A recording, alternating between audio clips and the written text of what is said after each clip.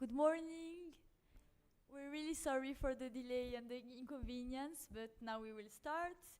We welcome you to AMLD Africa. We're really happy that you were able to join. My name is Rima Bouladel, and I'll be moderating this room through the morning. So let me just briefly walk you through the procedure for today.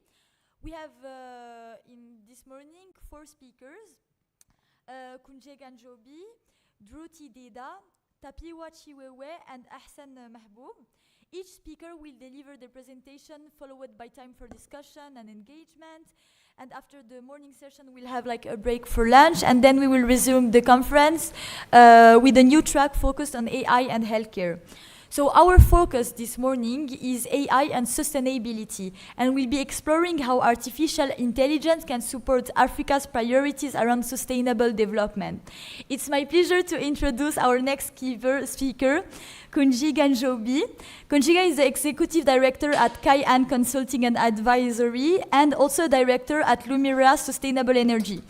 Please join me in giving me a warm welcome and a big round of applause to her.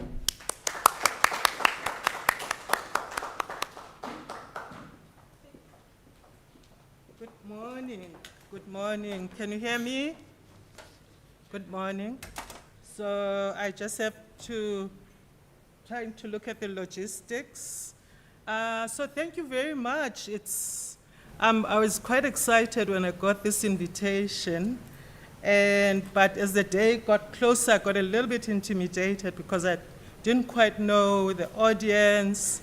It's good to see you, and the topic I'm talking to today is around positioning Africa for sustainable AI.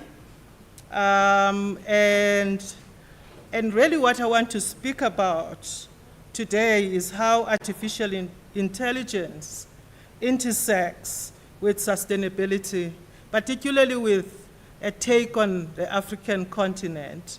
And I'm so pleased. Yes. I will. Yeah, And really some of the key things I want to emphasize today around why governance, context, and choice matter just as much as technology. I know AI is technology, and we can be very much about technology. So my central argument is simple.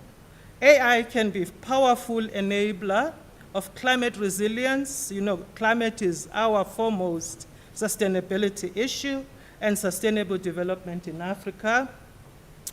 But if it is intentionally designed and governed and deployed in service of these goals, then AI really can make the impact in terms of sustainability. So one of the points I wanted us to start with is, why does it matter for AI and sustainability conversation to take place? And I'm so glad that the two topics are paired together, because that interface between the two is actually at the heart of what will really deliver the kind of outcomes that we need for the planet and the people and society to prosper and thrive.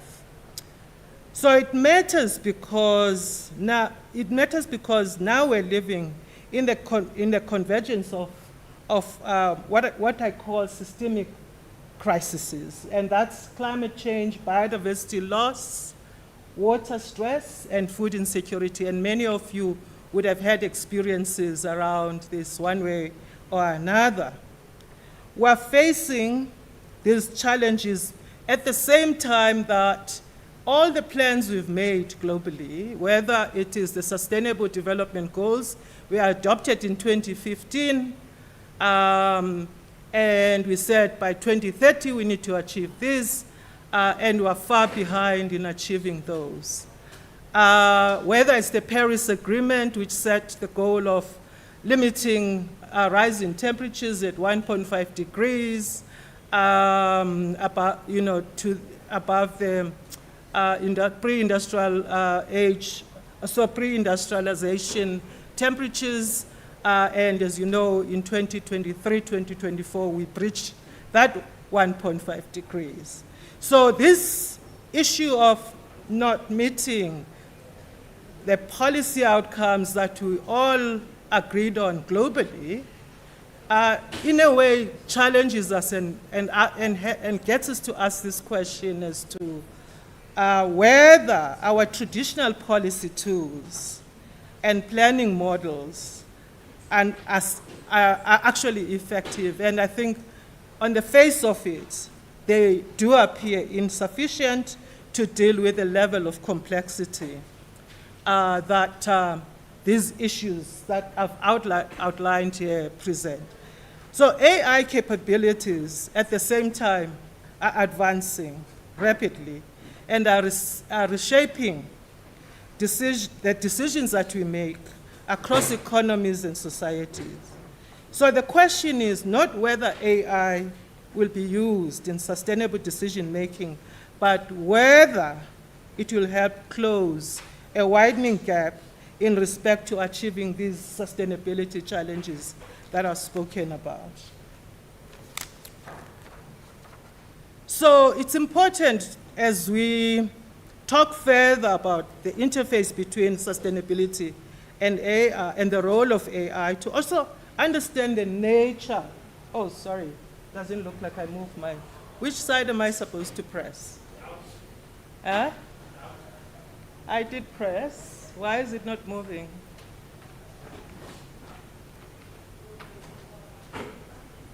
Am I supposed to? This way?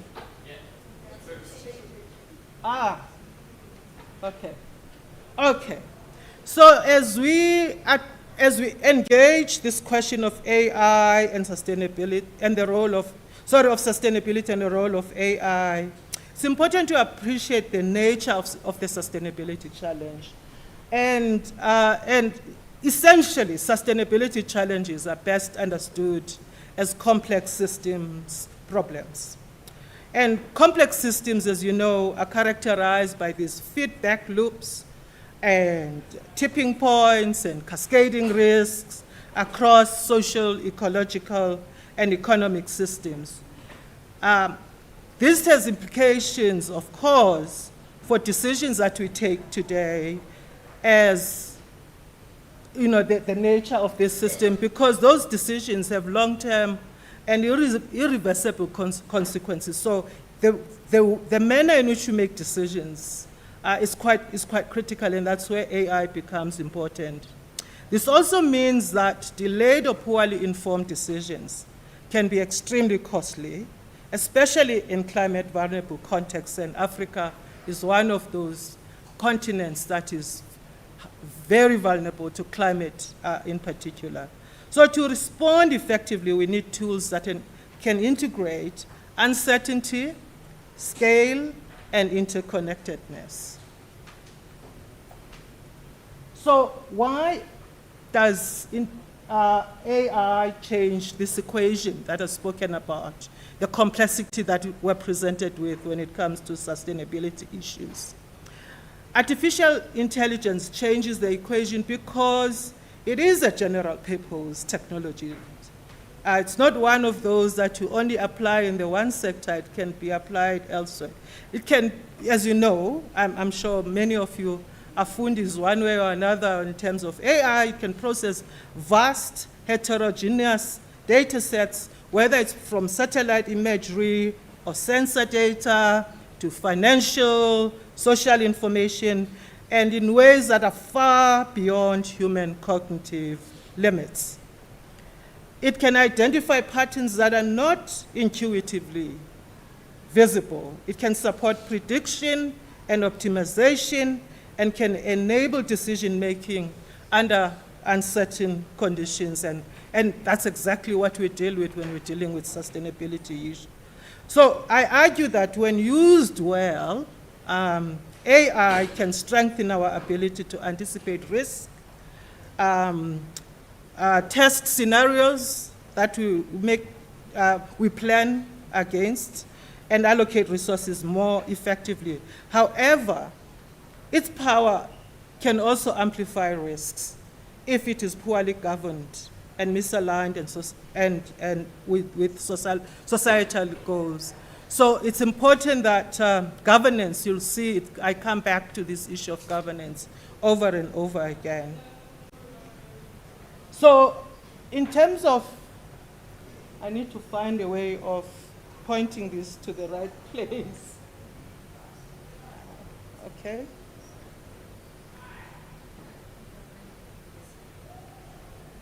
Where am I supposed to point? Did I get that by some kind of a...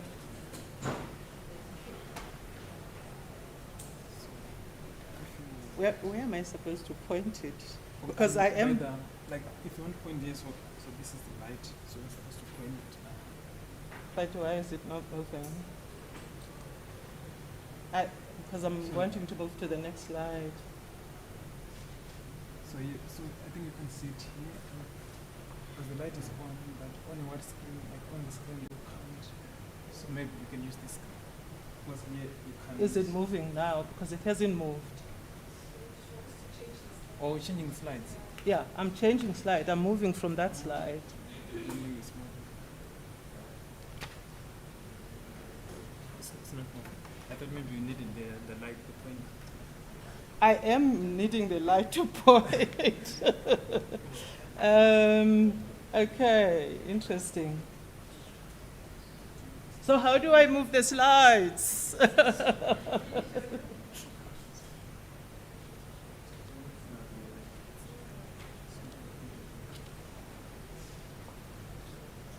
Should I continue, or I can continue from my notes? There we go. So what do we mean by artificial intelligence? And I'm sure this is a rhetorical question for many of you, but I had to ask this question. When I refer to artificial intelligence in this context, I'm not speaking about just a single technology. I'm referring to a family of computational techniques designed to perform tasks that typically, of course, normally requiring human intelligence. These are tasks, for example, like learning, pattern recognition, reasoning, and decision support. So in the sustainability context, AI is most valuable not because it replaces human intelligence, but because it augments our capacity to understand complex systems and make better choices and decisions. Okay. Working. So there are various and several AI tools that are particularly relevant to sustainability. So machine learning enables pattern recognition and prediction across climate, energy, and agriculture system, and these are very crucial. This is a crucial tool for application in these areas. Generative AI supports, for example, scenario planning. For example, as we look into 2050, we don't know exactly what we're going to be dealing with, and AI and those large data sets could help us in scenario planning and simulation of what those future climate scenarios would be like. Remote sensing and computer vision enable environmental monitoring at scale, and optimization algorithms support planning and resource planning. Each one of these tools can deliver value, but only when embedded within sound governance and domain knowledge. AI also creates value across what I call the sustainability value chain. This means that from the time we collect data, you could actually apply AI tools to decision making, to actually then achieving impact. It supports, for example, data collection through satellites and sensors. It facilitates integration and modeling across systems. It enables forecasting and early warning mechanisms. These are early warning mechanisms, for example, are important for climate adaptation and decision-making support. So crucially, AI's value is systemic and not isolated. Its greatest impact emerges when tools are connected across institutions and sectors. So just looking at climate adaptation and how AI applications are useful. In climate mitigation, we know already that AI is already playing a meaningful role. For example, it's improving, renewable energies are already being deployed as a way of reducing emissions from our electricity systems. So optimization and improving those systems, operations and industrial efficiency to reduce emissions again. For African countries seeking to, for example, to access climate finance and carbon markets, AI can enable measurement and reporting, which is normally, and verification, which is actually very normally information that is required for funders to actually provide such information. So these applications directly link AI to decarbonization pathways and investment. What I also want to emphasize, to also highlight is the role of AI in climate adaptation and resilience.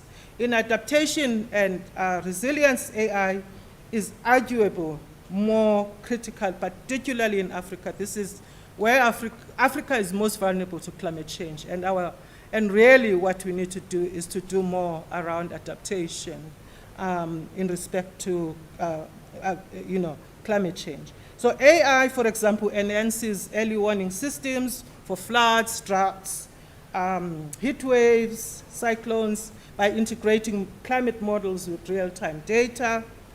These capabilities directly translate into lives saved, livelihoods protected, and economies losses. I'm going to skip this slide. Okay, I did skip it automatically because my distinguished facilitator is already giving me notice.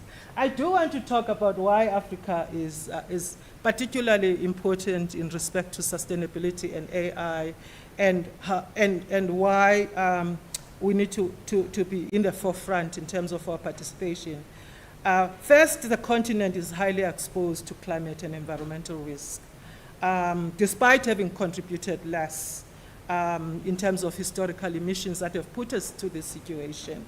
Secondly, Africa, we face infrastructure skills and data constraints that shape how AI can realistically be deployed. Thirdly, Africa has unique opportunity to leapfrog. We've done that in other technological revolution, legacy systems. So if AI pathways are designed intentionally, Africa can truly benefit. Africa has advantages. We've got strategic advantages, and some of our strategic advantages include the fact that in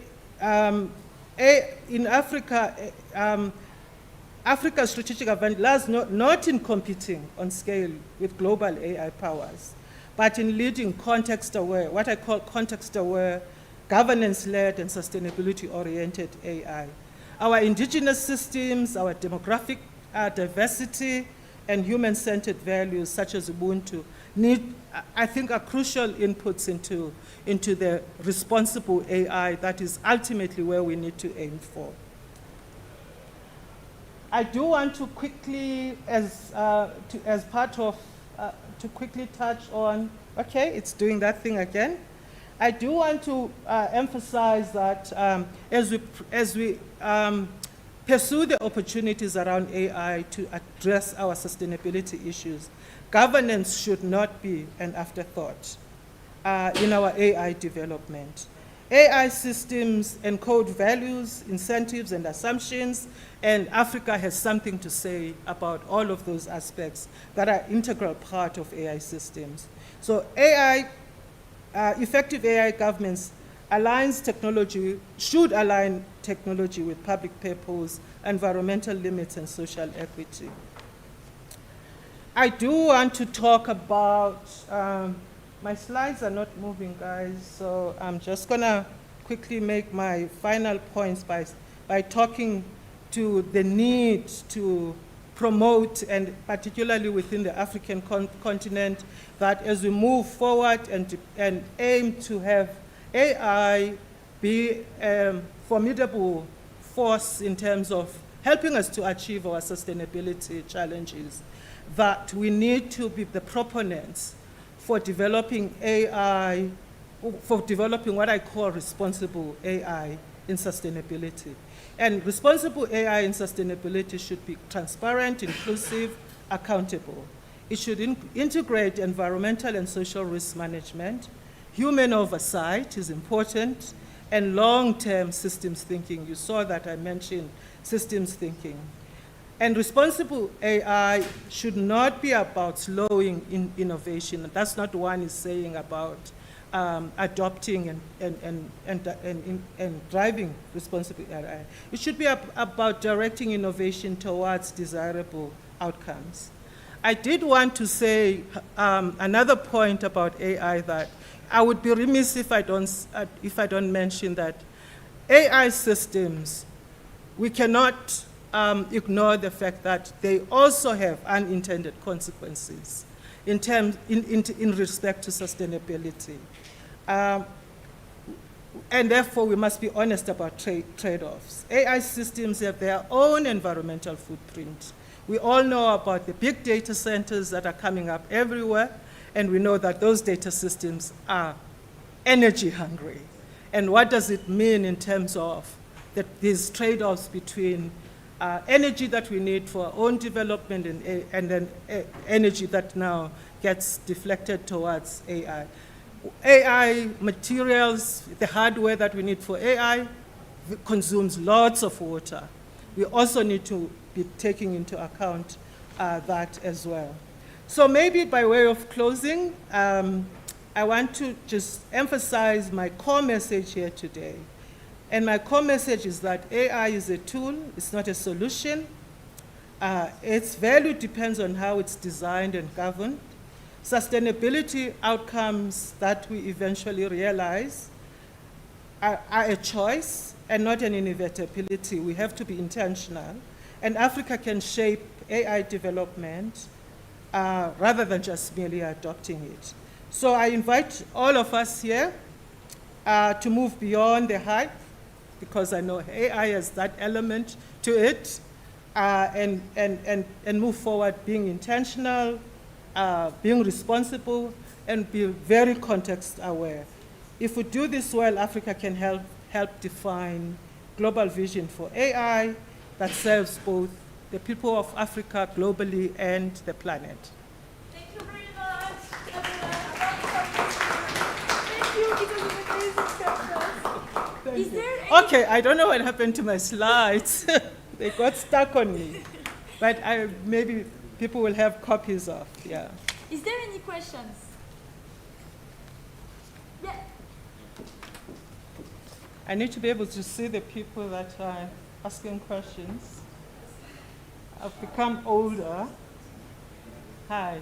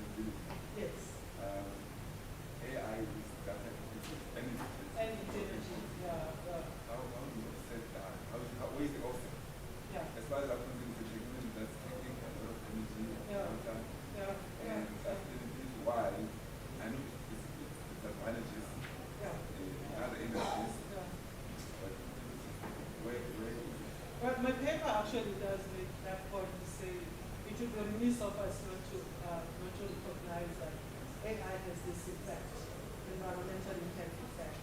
I do think there are ways for AI investors, those who develop these big data centers, to actually collaborate in areas where they invest with those economies on making sure that the industrial and energy policies of countries promote renewable energy at scale, and as the investments are happening in data centers, that there should be additionality in terms of renewable energy out there in those countries. I don't think that AI should take us back and cause us to increase emissions once again.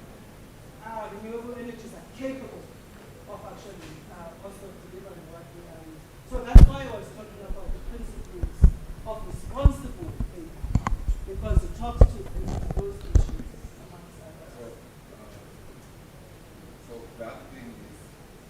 But it's up to also the actual economies, the actual countries, to actually require of those countries. I know, for example, in the US, where obviously they've got the bigger concentration of these data centers, the political system at the moment is basically not really for renewable. So, and that's kind of sad, because renewable energy is quite capable, the cost is cheaper with renewable energy, and it could still be able to run these data centers with clean energy that doesn't take us back in terms of carbon emissions. That's my other issue. The renewable energy is expensive.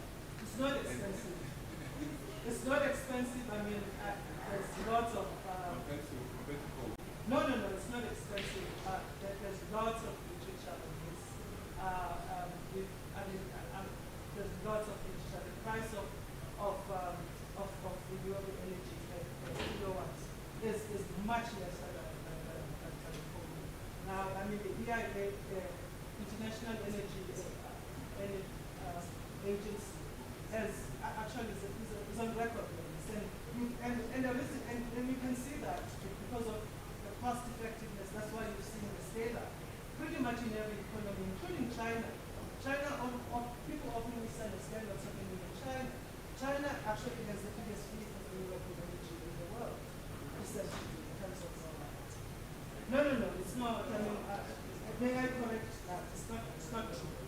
Okay. Any other question? I think that's it. Thank you very much again. Oh, okay.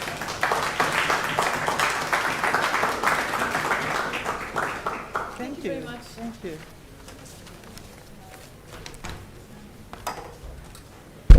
I hope you're not too tired and you're still up for another conference and you're enjoying it. So for our next talk, we'll be diving into a topic that sits right at the intersection of AI, energy, and social impact. It's my pleasure to introduce Dhruti Deda from the School of Electrical and Information Engineering at the University of WITS here in Johannesburg. Her work has been published in EEE Access, and today she'll be presenting insights on how advanced optimization and meta-heuristic algorithms can support a more just and inclusive energy transition, especially in Global South context. Please join me in giving a warm welcome and applause to Dhruti Deda.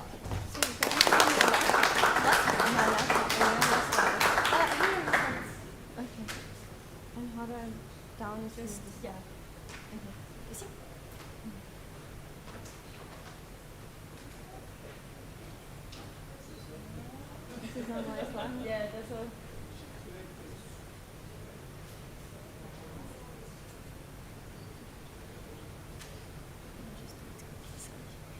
You can start from the same word like. Does this work?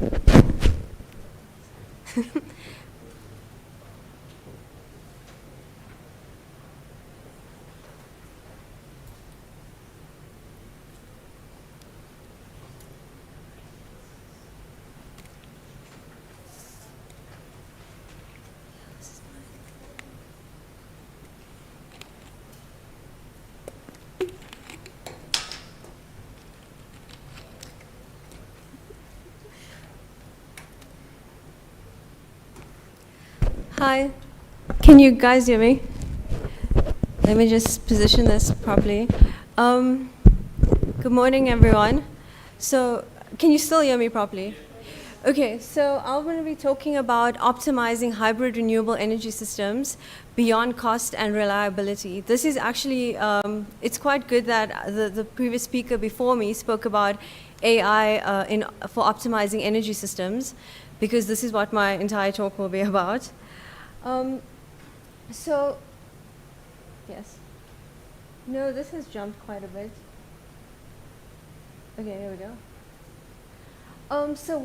So basically, what is the main problem here?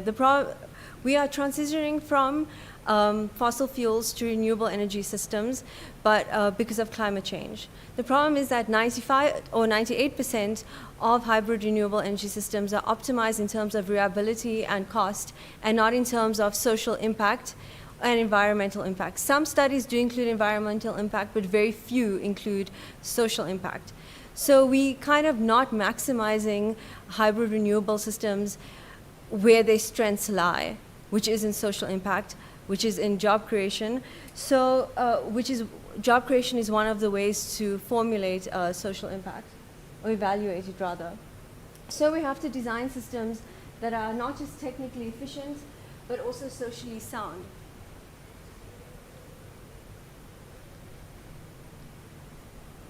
This brings us, do I have to speak using the mic, or can you guys hear me without it?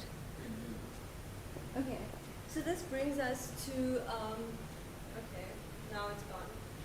Okay.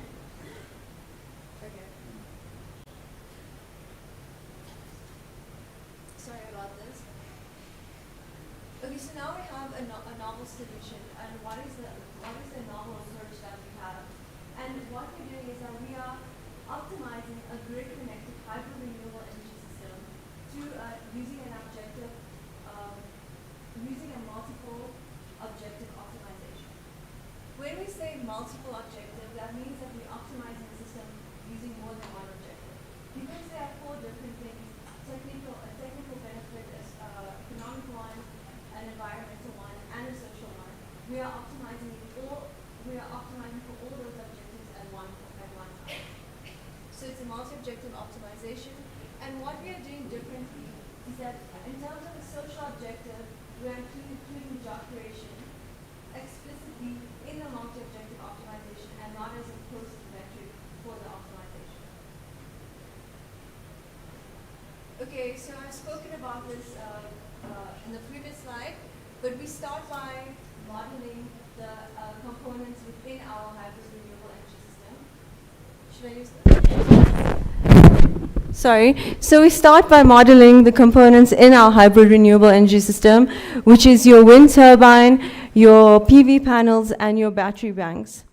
After we do that, we then formulate our objectives, which is our technical, environmental, social, and environmental objectives, all four of them. And then we put them into the multiple objective optimization, and we optimize using two meta-heuristic algorithms: the multiple objective particle swamp optimization algorithm and the non-dominated sorting genetic algorithm. The reason we chose these two algorithms is because the particles is a swamp-based algorithm, and the genetic one is an evolution-based algorithm. So they work on two very different mechanisms, and we wanted it for a comparative study. So these were our main findings, including job creation in the multiple objective optimization really changed the peripheral front, or the solutions that we got from the optimization. In the comparative study, we found that the MOPSO, which is the particle swamp one, favored environmentally friendly solutions and socially friendly solutions over things that at a higher cost and at a lower reliability. And then we also found that the genetic algorithm favored a more balanced solution, which was cost-effective, reliable, and also created enough jobs. That was one of the more interesting findings in our paper, and we found that because of the mechanism on which the algorithms function, the results kind of indicated the type of results we'd get. So with the particle swamp algorithm, within the search space, the particles tend to follow the leader solutions, which means that they got stuck at certain areas within the search space, which meant that they'd only prioritize certain solutions. And this would be in terms of social benefit and reliability. With the genetic algorithm, which is a more evolution-based algorithm, they have more innate diversity mechanisms. And so there was less chance of them getting stuck within the search space, and that's why their solutions were more balanced. Okay, so what are the overall impacts of this study? The first one is policy insight. We found that you could create, if you're willing to have a higher cost, you could create more jobs. So there are trade-offs that you could, there are trade-offs which you could use within policy based on the study. We also found that while playing around with the system, there's, in terms of constraint sensitivity, if you change the constraints of, for example, some of the components, you will get more practical solutions. When using the particle swamp, if you said the amount of allowable battery banks in the system would be 0 to 100, it would produce a system without batteries, which meant that that is kind of an unrealistic system because you need to store energy in any system for later use, like in the night when there's no sun shining or there's no wind blowing. So we found that by just changing the constraints, you could get more practical system designs while using certain algorithms. In terms of a real-world application, you can now be able to, using this as a template, you'll be able to see what are you prioritizing when designing a system. Would you want, for example, a system to create more jobs at a higher cost, be more reliable, but have less jobs? So now stakeholder input can now be easily integrated into designing a specific type of system that meets the needs of all the stakeholders involved. To summarize, this was the first study which included job creation or any social impact for the optimization of a grid-connected hybrid renewable energy system. Surprisingly, this has never been done before. The winner, we would say, would be the non-sorting genetic algorithm 2 for getting the most balanced, diverse solutions.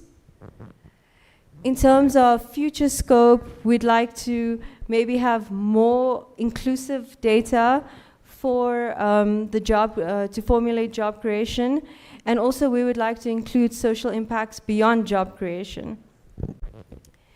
Also, a closing thought would be that this can be used as a template to create truly, I would say, to optimize hybrid renewables energy systems, which will not just be technically and economically sound, but also socially acceptable and beneficial, as well as environmentally advantageous.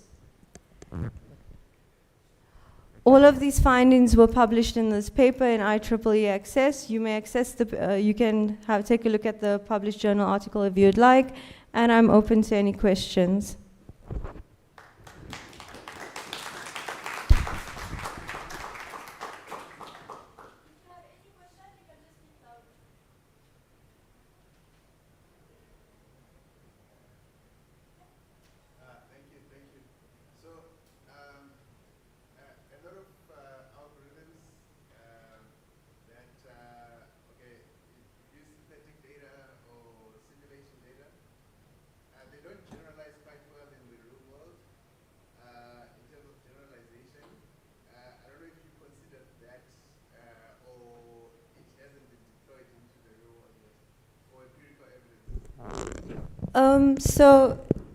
So this study was based on real-world data.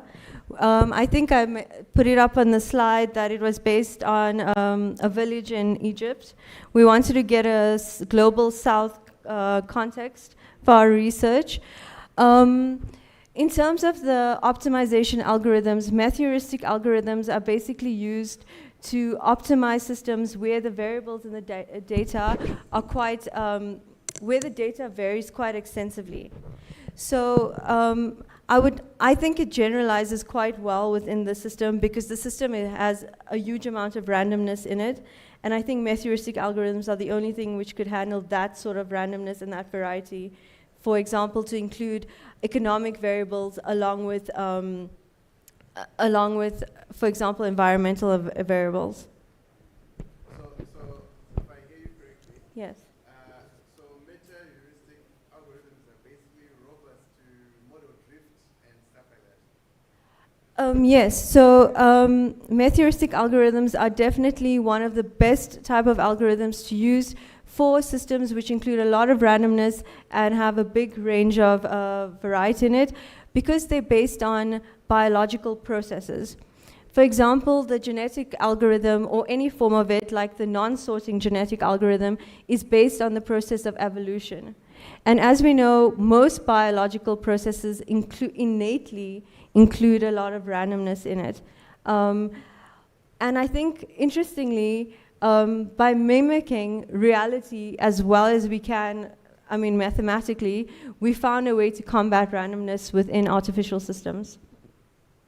Thank you very much. Another round of applause.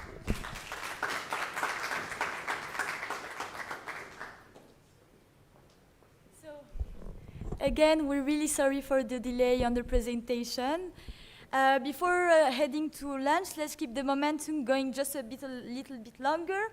So, we've been talking a lot this morning about sustainability, responsibility, and impact. And for our final talk, before the break, we're going to zoom in on a question many organizations are struggling with. How do we move from talking about ESG to actually creating economic value? I'm very happy to introduce Mr. Tapiwa Chiwewe, founder of Omien. He works at the intersection of AI, ESG, and business strategy, helping organizations cut through the noise and turn sustainability ambitions into data-driven decisions. Thank you very much, and give him a warm welcome. We're really sorry for the delay. Thank you very much. Can use HDMI.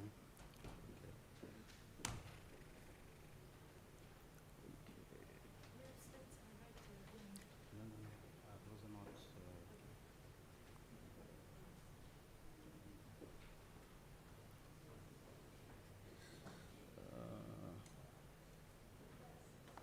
I just need to get.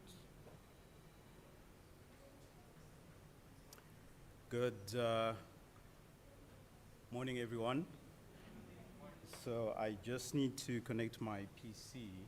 I just need the HDMI connection.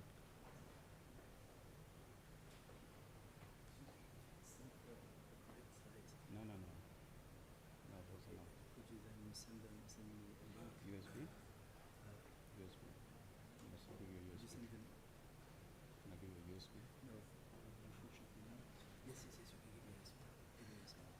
Okay, okay. Then okay, what's the name of the file? AMLD 024.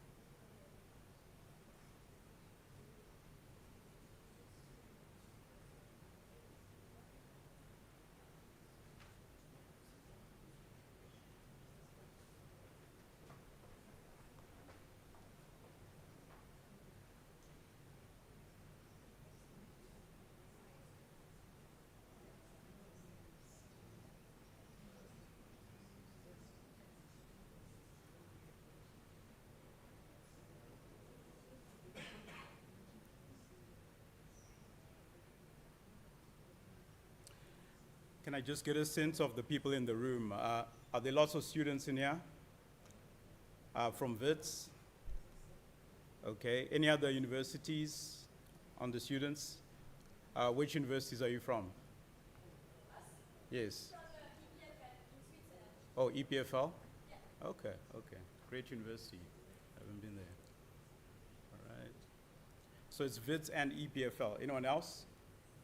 Where are you from? Where's that? UNISA. Okay, and what are you studying there?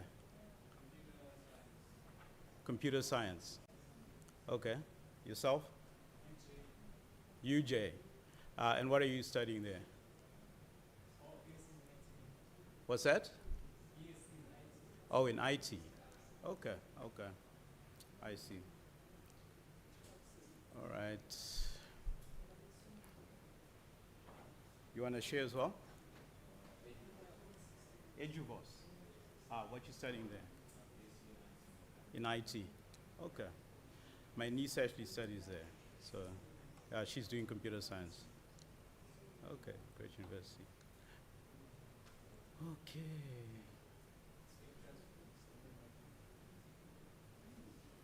Let's see if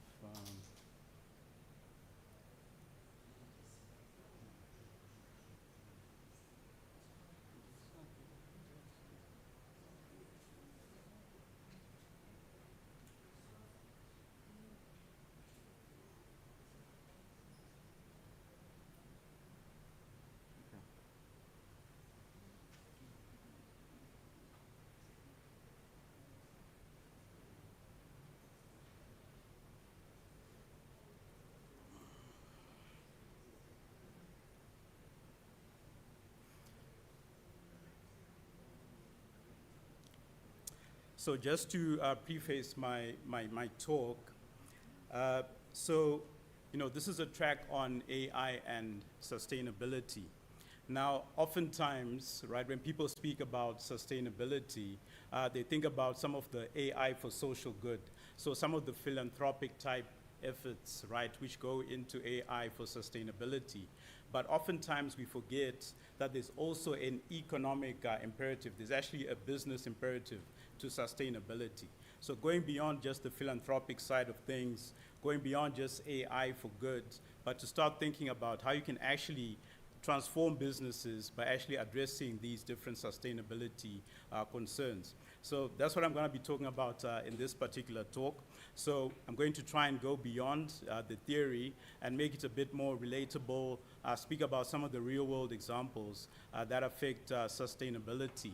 I don't know, are there any sustainability practitioners, anyone who's worked on, let's say, an AI for good project or something along those lines? Okay, so I hope by the end of my talk, you'll get some sort of insights in terms of what you can do in this particular space.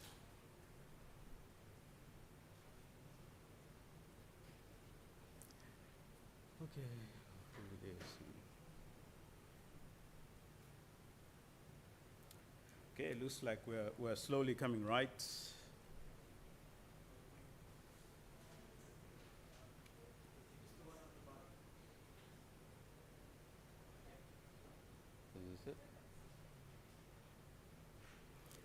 Okay, I think we're good to get started. Good morning once again. I'm happy to be with you here today and to talk about the intersection of AI and ESG. So in the world we're in today, there are lots of concerns, right? We're living in this changing world. We're getting lots of concerns around climate change, concerns around geopolitical tensions, concerns around supply chain disruptions and so forth. So lots of businesses, they're starting to ask themselves, how can they go beyond the traditional metrics of profit and loss and start to look at how they can impact the world around them in different ways? So that's where ESG starts to feature in. Okay.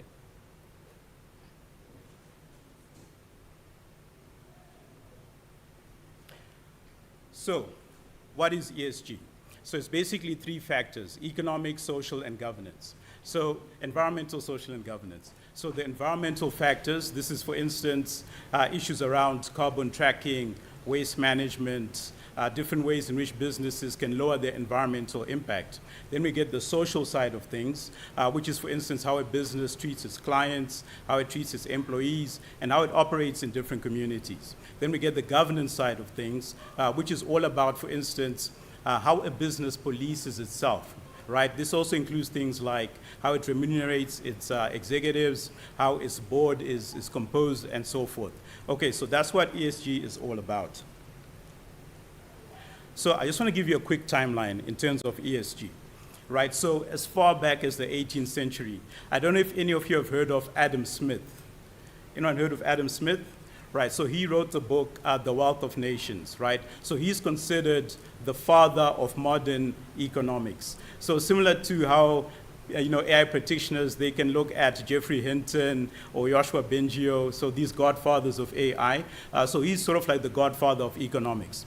So back around the 1750s, he wrote a book, The Theory of Moral Sentiments. Now this book actually started to speak about ethical capitalism, how it's important to have shared values and trust within our economic systems, right? So as far back as then, this actually was foreshadowing some of the ethical capitalism that came later on.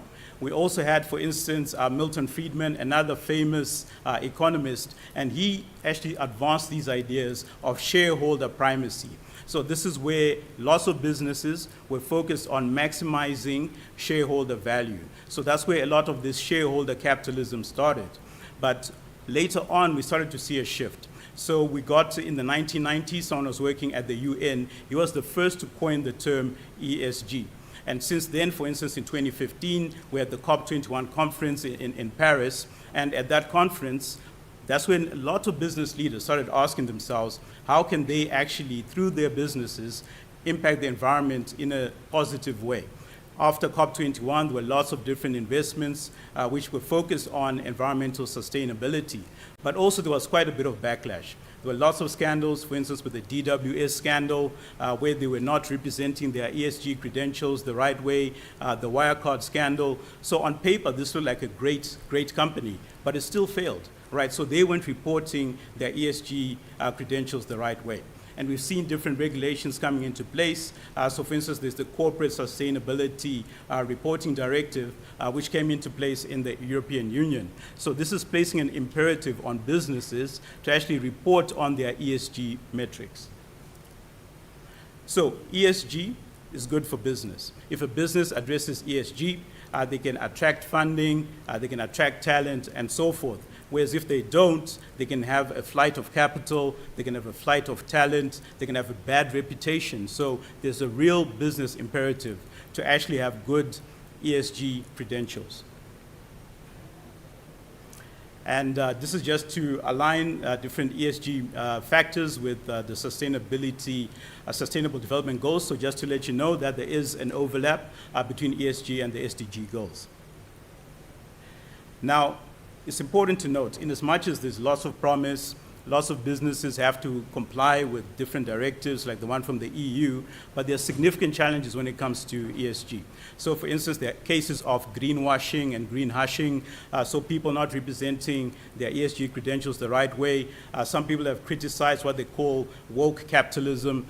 In the wake of the 2022 invasion of Ukraine by Russia, there were different now concerns when it comes to energy security. So a lot of the sustainability efforts actually suffered a bit of a setback because of that, including the efforts around ESG and ESG investing. So there are lots of challenges when it comes to ESG, despite some of the potential to make significant progress when it comes to this particular area. So let's talk about AI for ESG, how we can actually start to address some of the challenges that we see from the ESG space. So there are different ways in which AI can actually help when it comes to ESG reporting. One has to do with document processing. So you can have these AI systems that collect lots of data, be it from corporate reports, from social media, internal documents within a company, and then you can start to do things like materiality assessments. It's possible to take a look at scope 2 emissions, right, to go through this automatically using tools like Amazon's text extract, various tools out there that can be used. You can also start to do certain things like KPI modeling.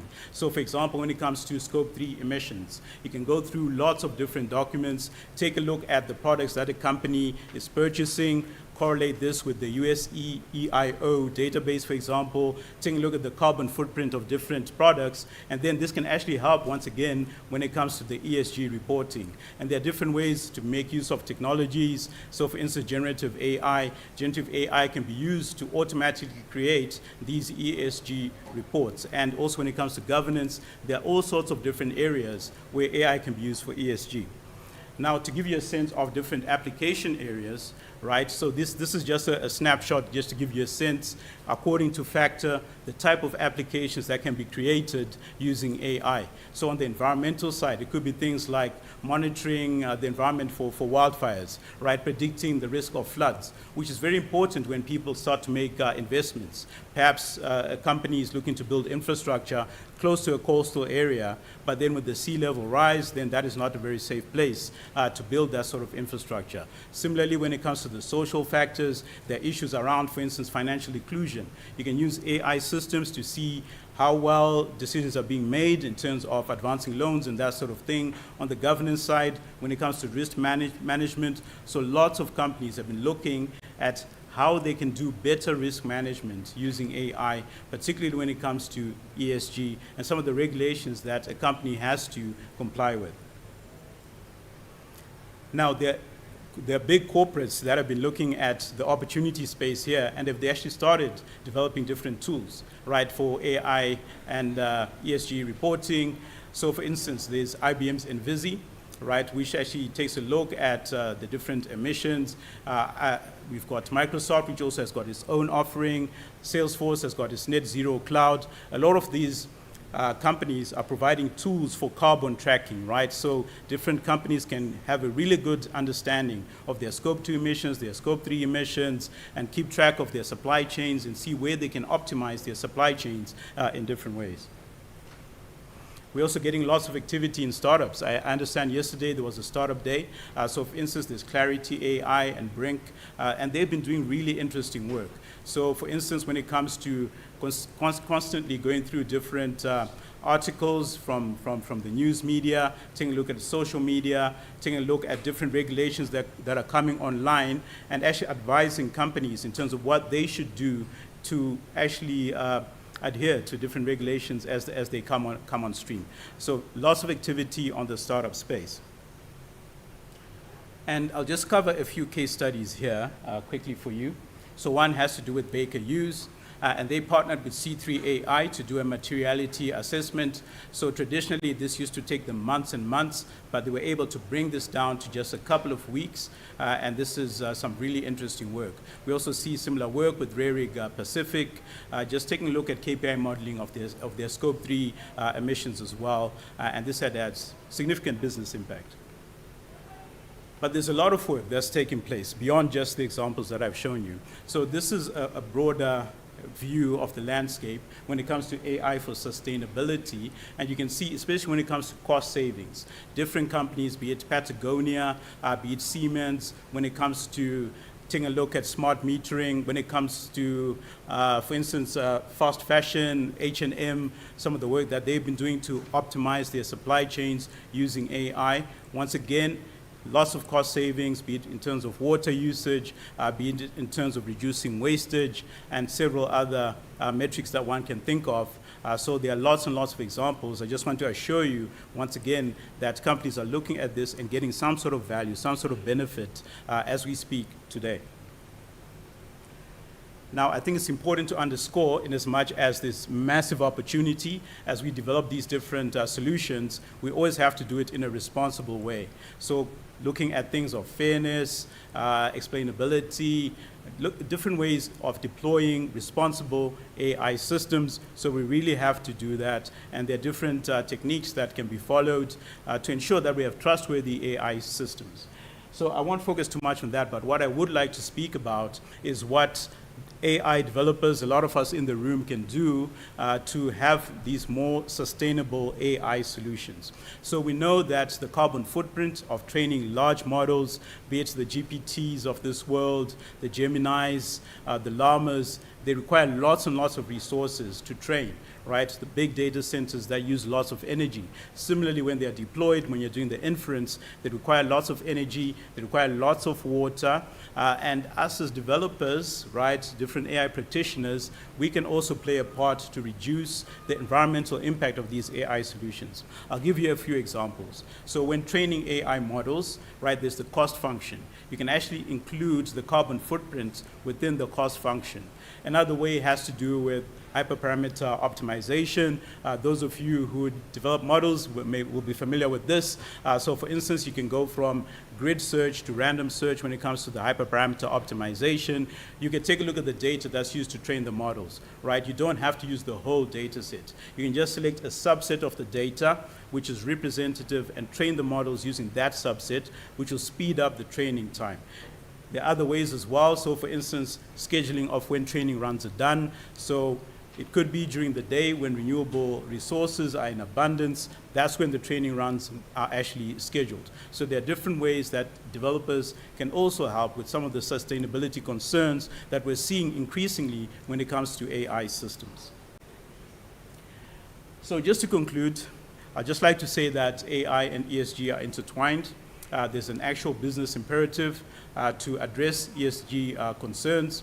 There is a situation that we have today where there are instances of some backlash when it comes to ESG. So we have to be clear-eyed around this, right? So there's lots of backlash, lots of controversy, but at the same time, we're seeing regulation coming on stream. We're seeing laws being passed, which make it a requirement to report on ESG. And it's also something that's considered when it comes to responsible investing, such as the UN's white paper on responsible investing speaks quite a lot about ESG metrics. So it's very important for us to position ourselves in the right way so we can make advantage of the opportunity that exists as exemplified by the different startups that are highlighted, even the large corporates that are developing solutions within this space. So thank you very much for your attention. I believe I'm between you and lunch, so hopefully, now you're free to go to lunch, and yeah, thank you.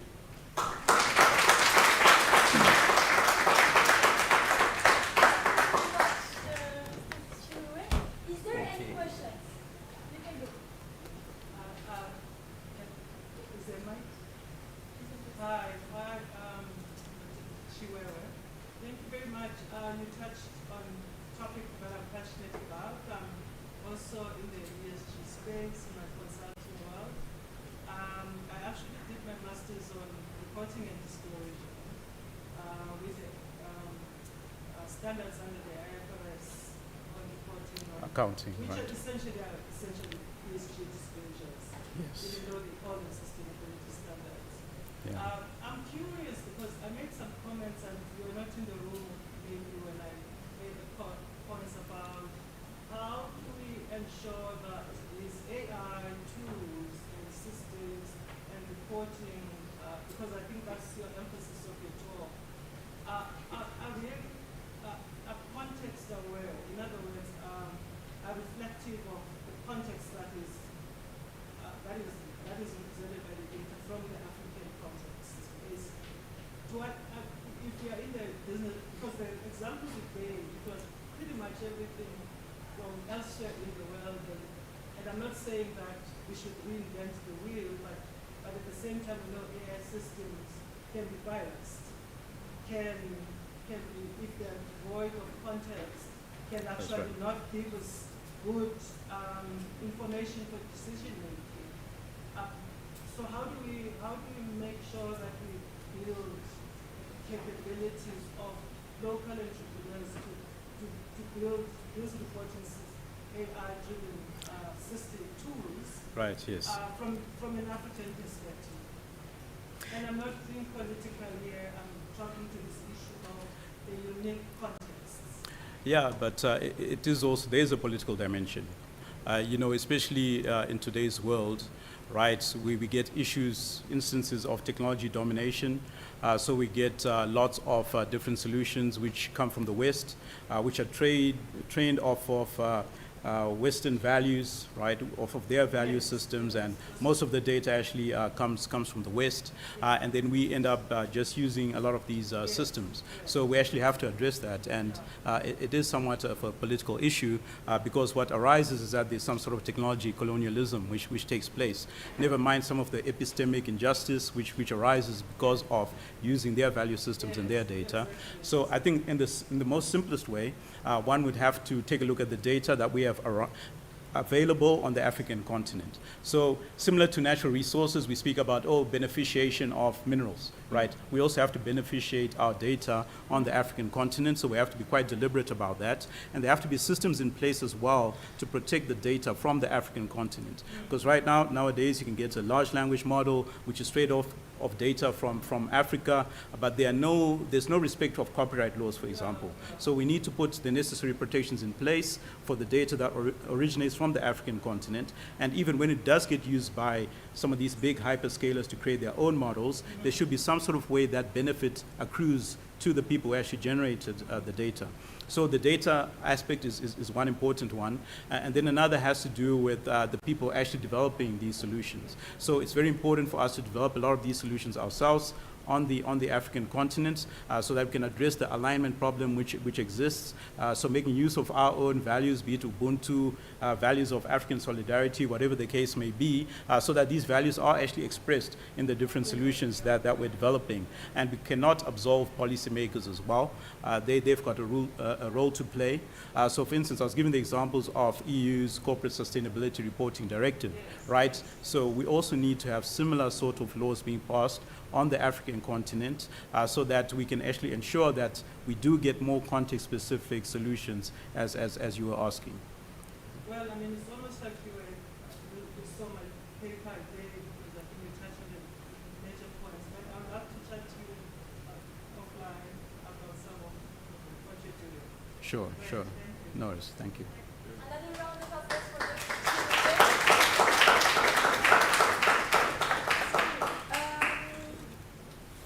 So we're running a bit of delay due to technical issues with AV in the morning, and the keynote will happen as scheduled at 12 p.m. So right now in the auditorium 2 at your right, followed by the panel. So you can all head to the auditorium 2 to see the key speaker.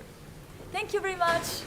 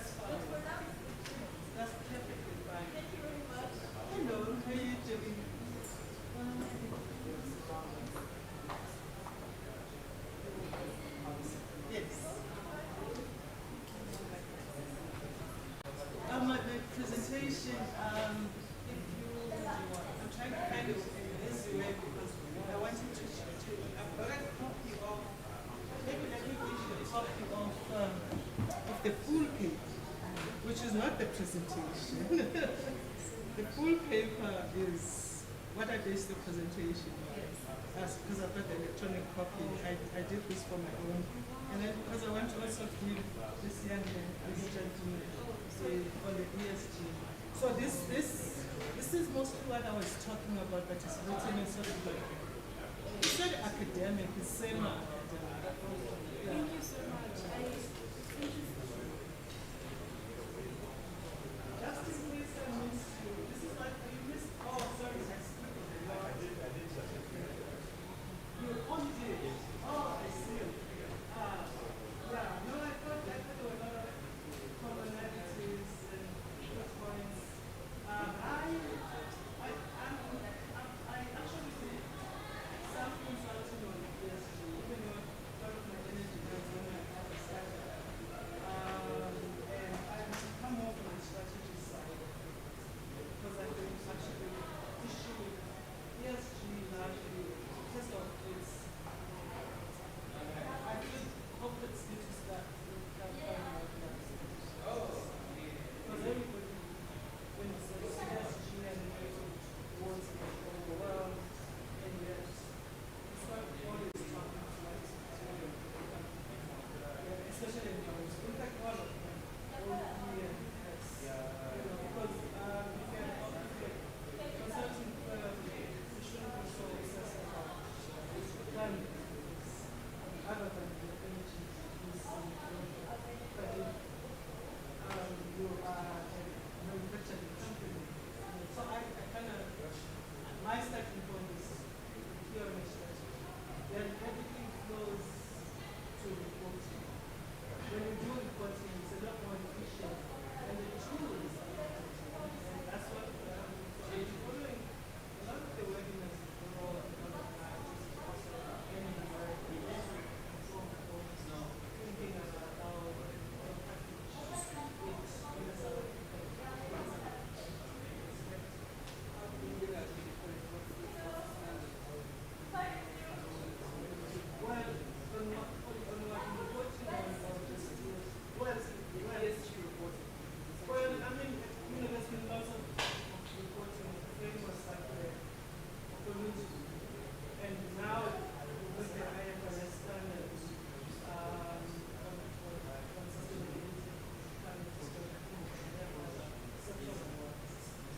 so they've now made, so that standard is basically integrating sustainability.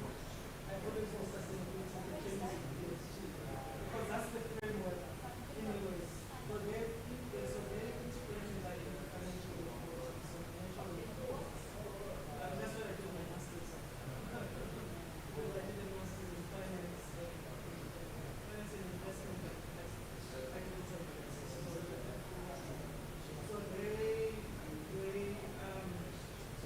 so that standard, which is an accounting, I mean, IFRS is an accounting responsibility, and then they've driven this process of how do you consolidate all these, they would mainly refer to like issue of the media, because essentially civil society got themselves busy to encourage business to do something about like disclosures and all of that. And then because there was such entrepreneurship authority, they called them alphabet soup of reporting framework. But now we're seeing consolidation. And then if you do with CSR theory, and then the US is trying through the SAC process to no, and then the British back down. That process is a bit stalled. Is stalled. So South Africa hasn't formally adopted the standard. There's a process underway. I think they're still scoping. I think what's the regulator for conferences? I think they're working with the IFC.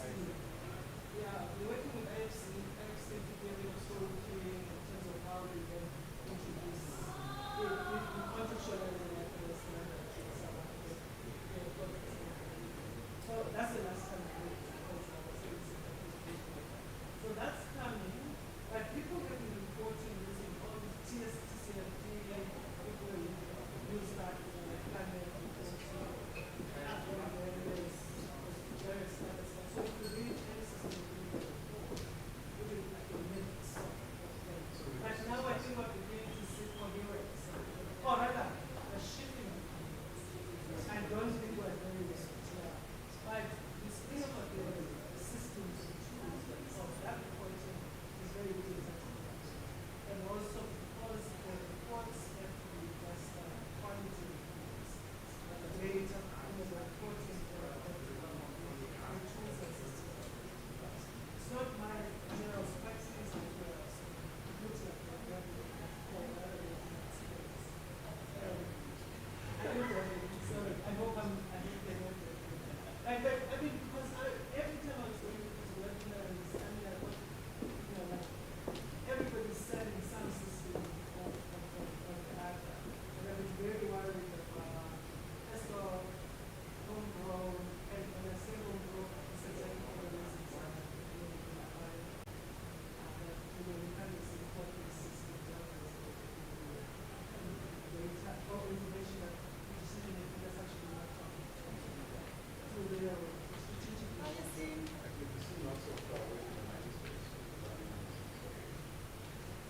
No, when most, I mean, you know, when I was doing my research, I did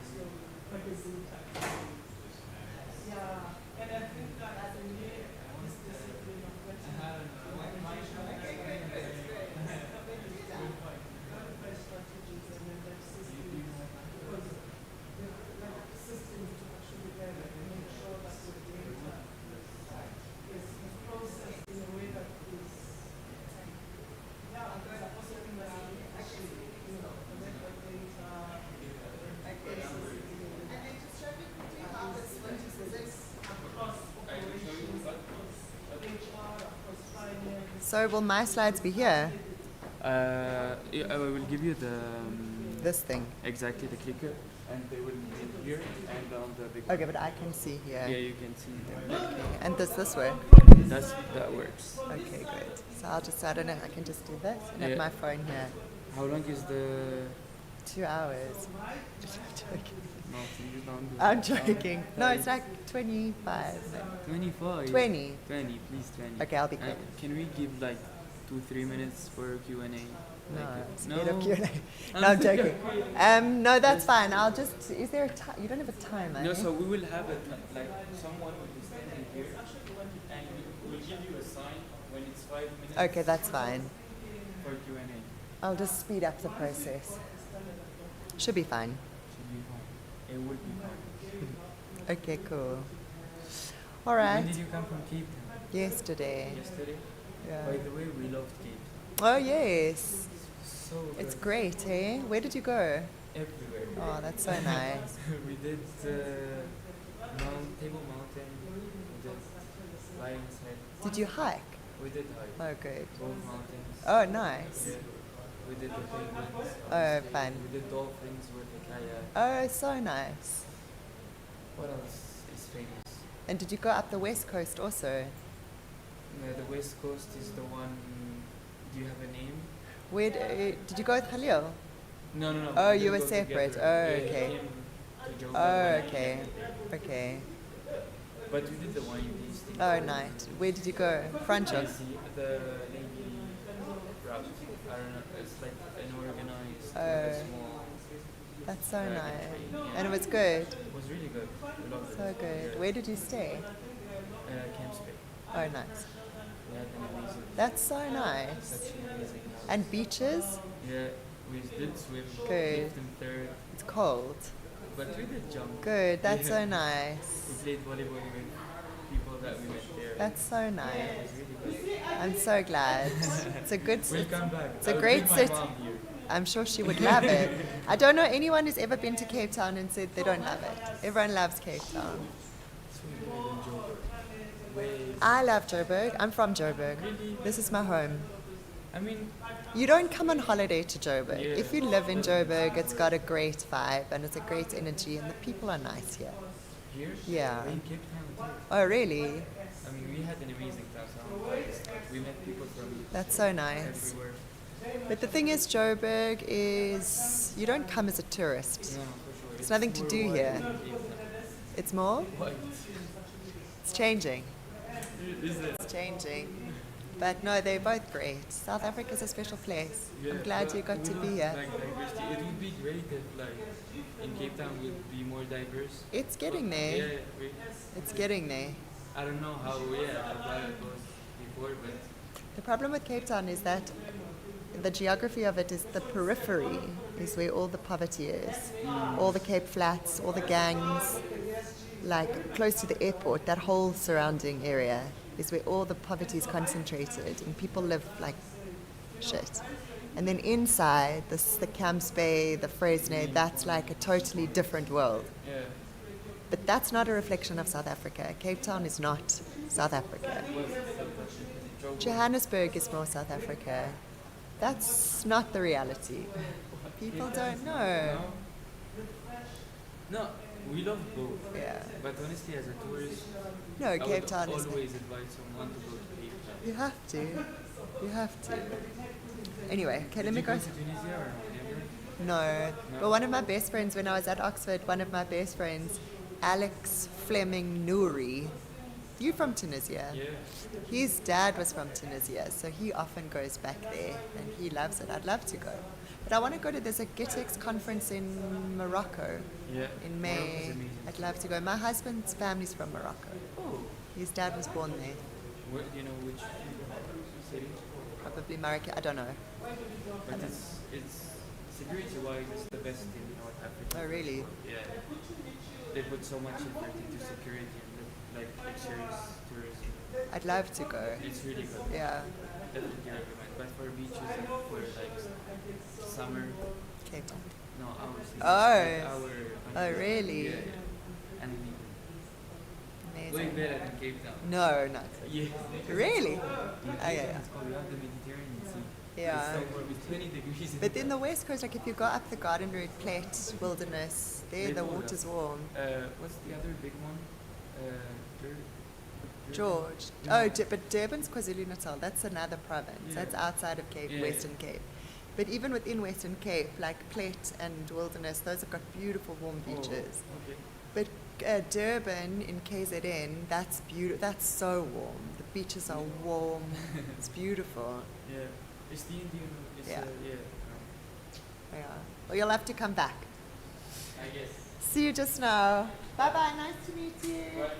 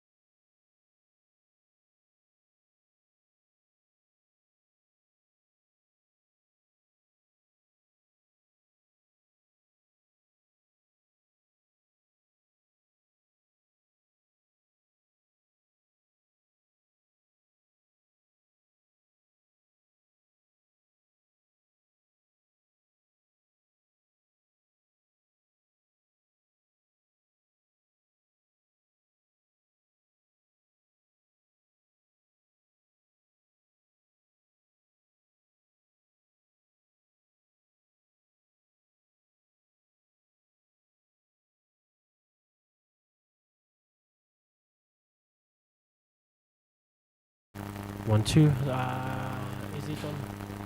Is it on this one? 1 2 1 2 1 2. Testing 1 2 3 1 2 3 1 2 3. She's coming, but lots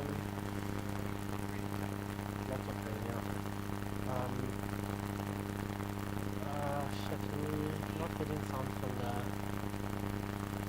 XLR. Something's wrong with the XLR. That's so high. But it's definitely sending sound because it was sending sound to me.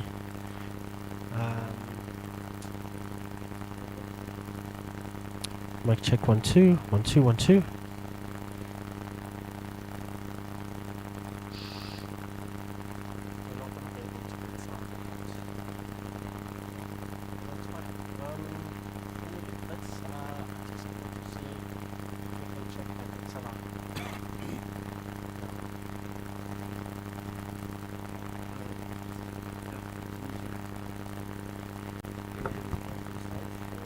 Yeah, they say they got it. They got it.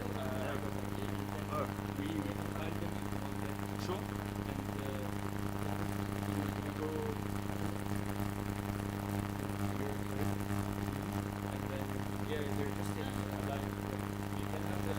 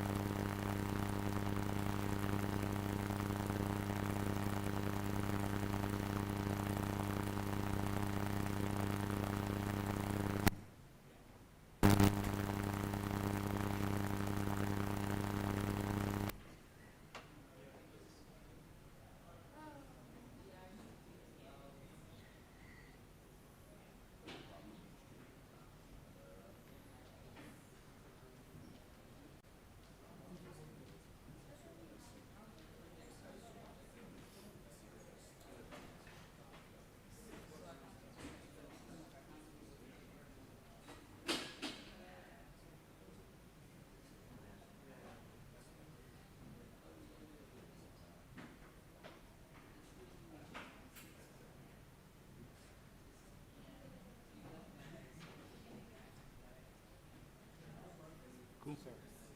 Perfect.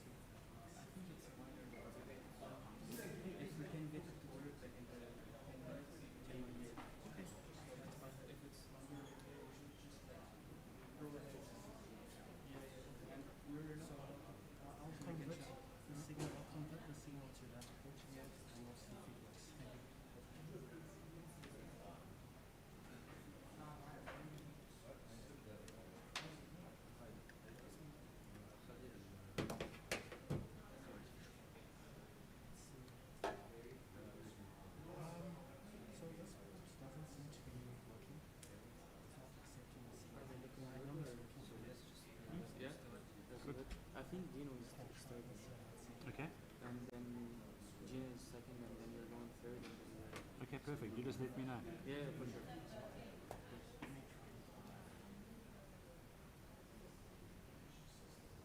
What start time do you guys want to go for? We're starting, but Dino is starting first. Okay, yeah. But what time is he going to start? Right, like just 1 2 1 2 1 2.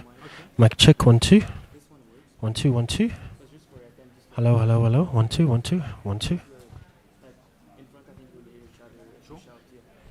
So we can start like now.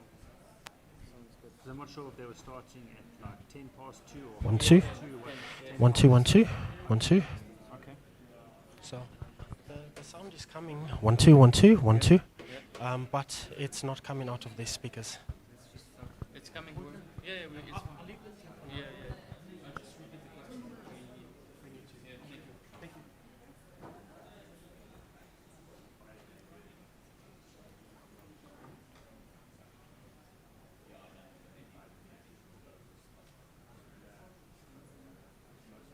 Sean, do you want to sit over there and do you want me to sit over there and let the other guys take the stage for Yeah. me? Yeah. Thank you so much.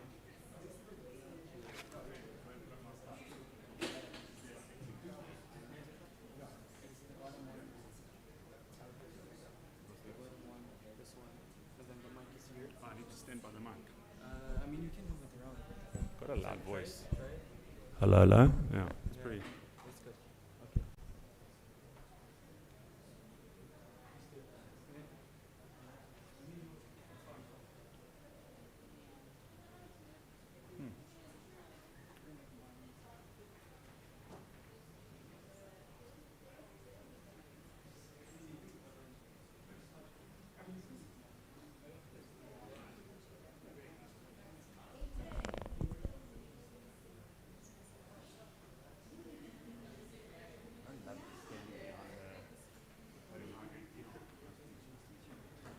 They got your deck before mine, it should be. Yeah.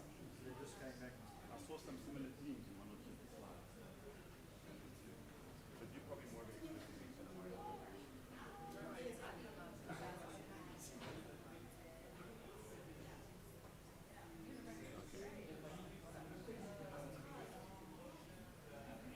But how am I supposed to see the slides with that one? Anyway, we'll see.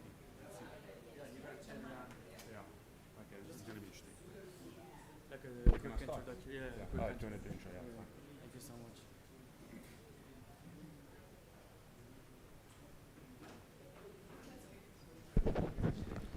Guys, feel free to come closer. Yeah, I start. So,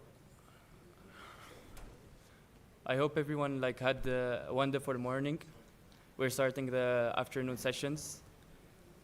The afternoon is dedicated to the AI for healthcare, and this room will be public health surveillance. We're starting with Dino. He's a former student from WITS, graduated with a bachelor's in medicine and surgery, and then came back for his MBA. CEO of Odire, and he will tell us more about what he's doing there.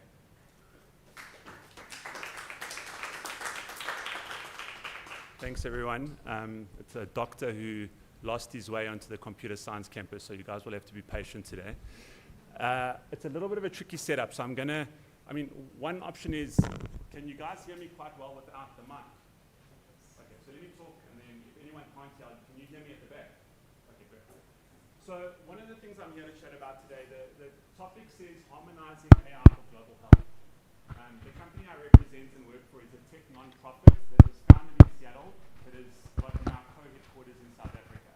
And the big thing we do is we use AI services in health workflows.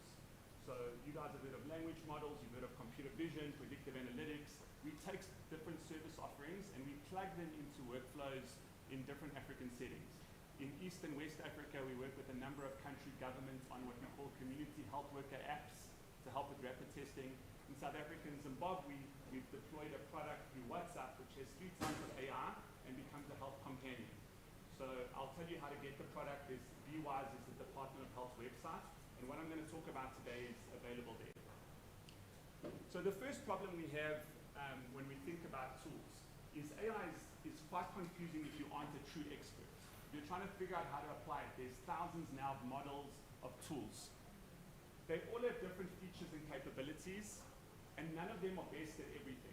So when you want to plug combinations into a workflow, you need to understand and have a team who can look at what's available. Also, everyone will tell you that they're an AI expert. I'm definitely not one, so I can say that. Okay, so Outer, the company, the nonprofit I work for, a big part of our role is trying to understand the chaos that you see on the right and plug those, like I said, into different workflows. And today, we're going to double click on self-care. So we work with a consortium and group of partners in Southern Africa. WITS University is one of our research partners. AI to humans has a behavioral science component. How do people feel about using it? When do they use it? What do they use it for? So we have implementation partners, predictive analytics partners, behavioral science partners, and if there's a brand, this Outer, under us is a bunch of specialists at different functions before you put out a product into the world. So we know that the healthcare system is burdened. We know that we don't have enough health workers in Africa. We know that efficiencies are a problem. We know that there's shortages, there's burnout, and sustainability of healthcare is a challenge. So AI has a role to play, and this is the tool I was telling you about. So it's called self-love. So self-love, self-awareness. I hope you like the name. When you go into the tool, you'll find Bozayam, Sadwe, and Amy, and a whole bunch of youth-friendly characters. And if you go to that bwise.com website, it takes you straight. There'll be a pop-up that says your AI companion. You click on the pop-up and it's straight into your WhatsApp so you've got this on your phone. So even during this talk, try it out, see what you think. There's time for questions afterwards. The big thing I want to tell you is a tool like this has lots of hours and years of research and development. We use a World Data Evaluation Platform. We go through every stage of these different steps when we test and build tools. And self-love was 2.5 to 3 years of research and development. It wasn't just plugging into an API and trying to check you can see and saying I've got a health tool, which is a lot of what we see in the marketplace right now. And people have to be able to discern what is a well-researched product versus a cheap API software. And the biggest part of any health or lifestyle tool is building trust. So as we go, we'll talk about the target product profile that we built for this tool and how much trust became part of that.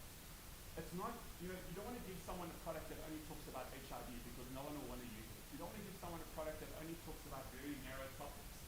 Ideally what you want is a product that's quite broad, that covers a range of topics from nutrition to healthcare to what the Springboks did on the weekend. And if you can go there for a number of things and build trust with that tool, you're more likely to use it for your healthcare too. So these are the research projects we ran over the last 3 years. There's 3 icons. You'll see one that says Coaching Kilo. This is live in KZN in a number of facilities. And that specific research project is the part of AI healthcare that can be a chronic coach. So in KZN, you can get Coaching Kilo at a number of facilities, and you can use it for your TB and HIV adherence and journeys. All your questions, your support, your reminders. It also talks about anything else you want. It doesn't limit you, but it's specialized in coaching you for your chronic care with those two areas. The first project we did was called Amy. It was AI for me, and it was targeted at adolescents and young women in South Africa. 10,000 young women used this tool over a year's period and spoke to it about a range of topics: relationship advice, mental health, nutrition, sex coaching if they had a question. But the tool was also trained to prompt them towards thinking about sexual and reproductive health. So within a normal conversation, it would bring up, if you thought about contraception, if you were speaking about a relationship, it would say, when was your last HIV test? So in a non-intrusive way, it would raise healthcare topics. Sorry, can you step back?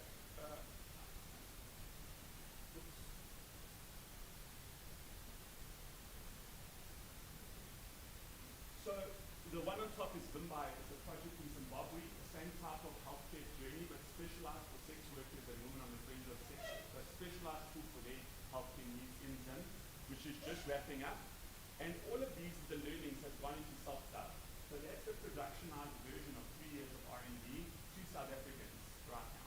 Zimbabwe wants a similar version that we'll be launching, and so does Mozambique. So in the region, you'll have a platform that we built around self-care and customizations of what we're going to show you country by country, but all on the same underlying tech stack. This was funded by Global Philanthropy, so Gates Foundation, SIF, Elton John, a bunch of donors put money together to say, do this well and do it once, and make it available to public sector.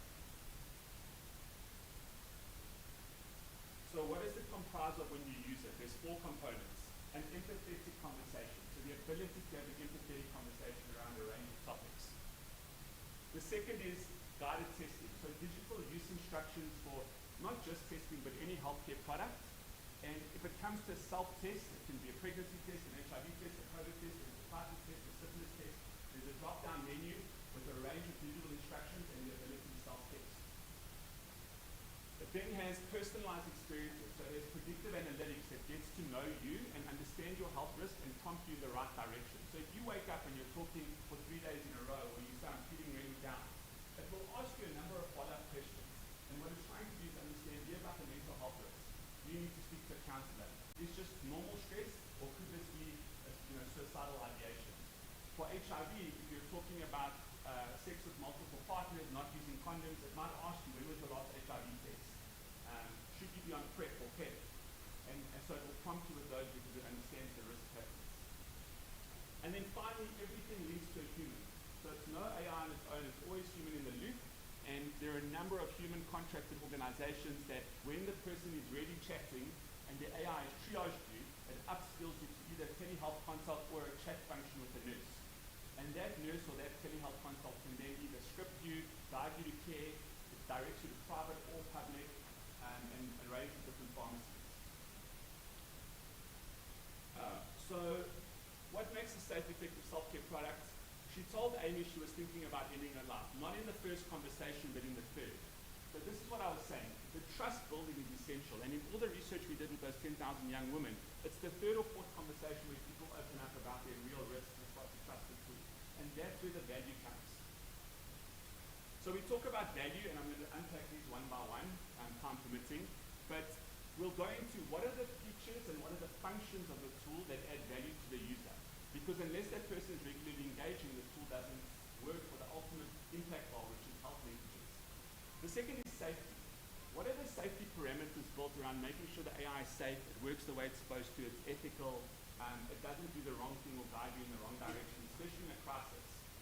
And then finally, how do you make this as cheap as possible that a government can afford to pay for it for a national base and to offer a companion on your phone 24/7 to every South African? So when we talk about value, let's see if this actually plays. It's supposed to have like a little thing you can click on in the middle to play that. If not, it's not the middle of that.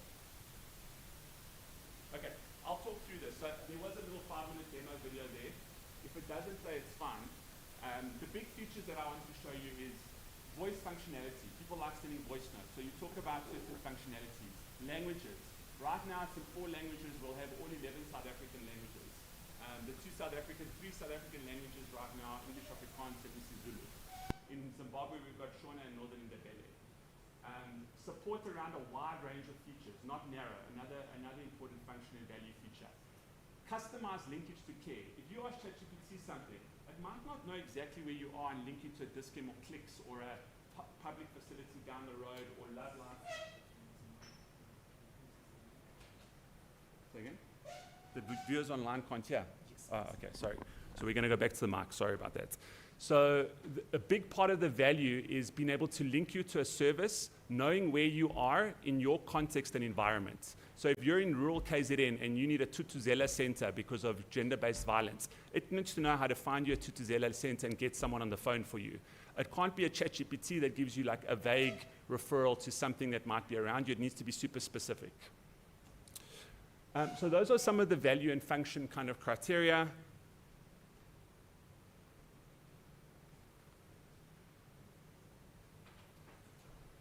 And now it's frozen. Sorry.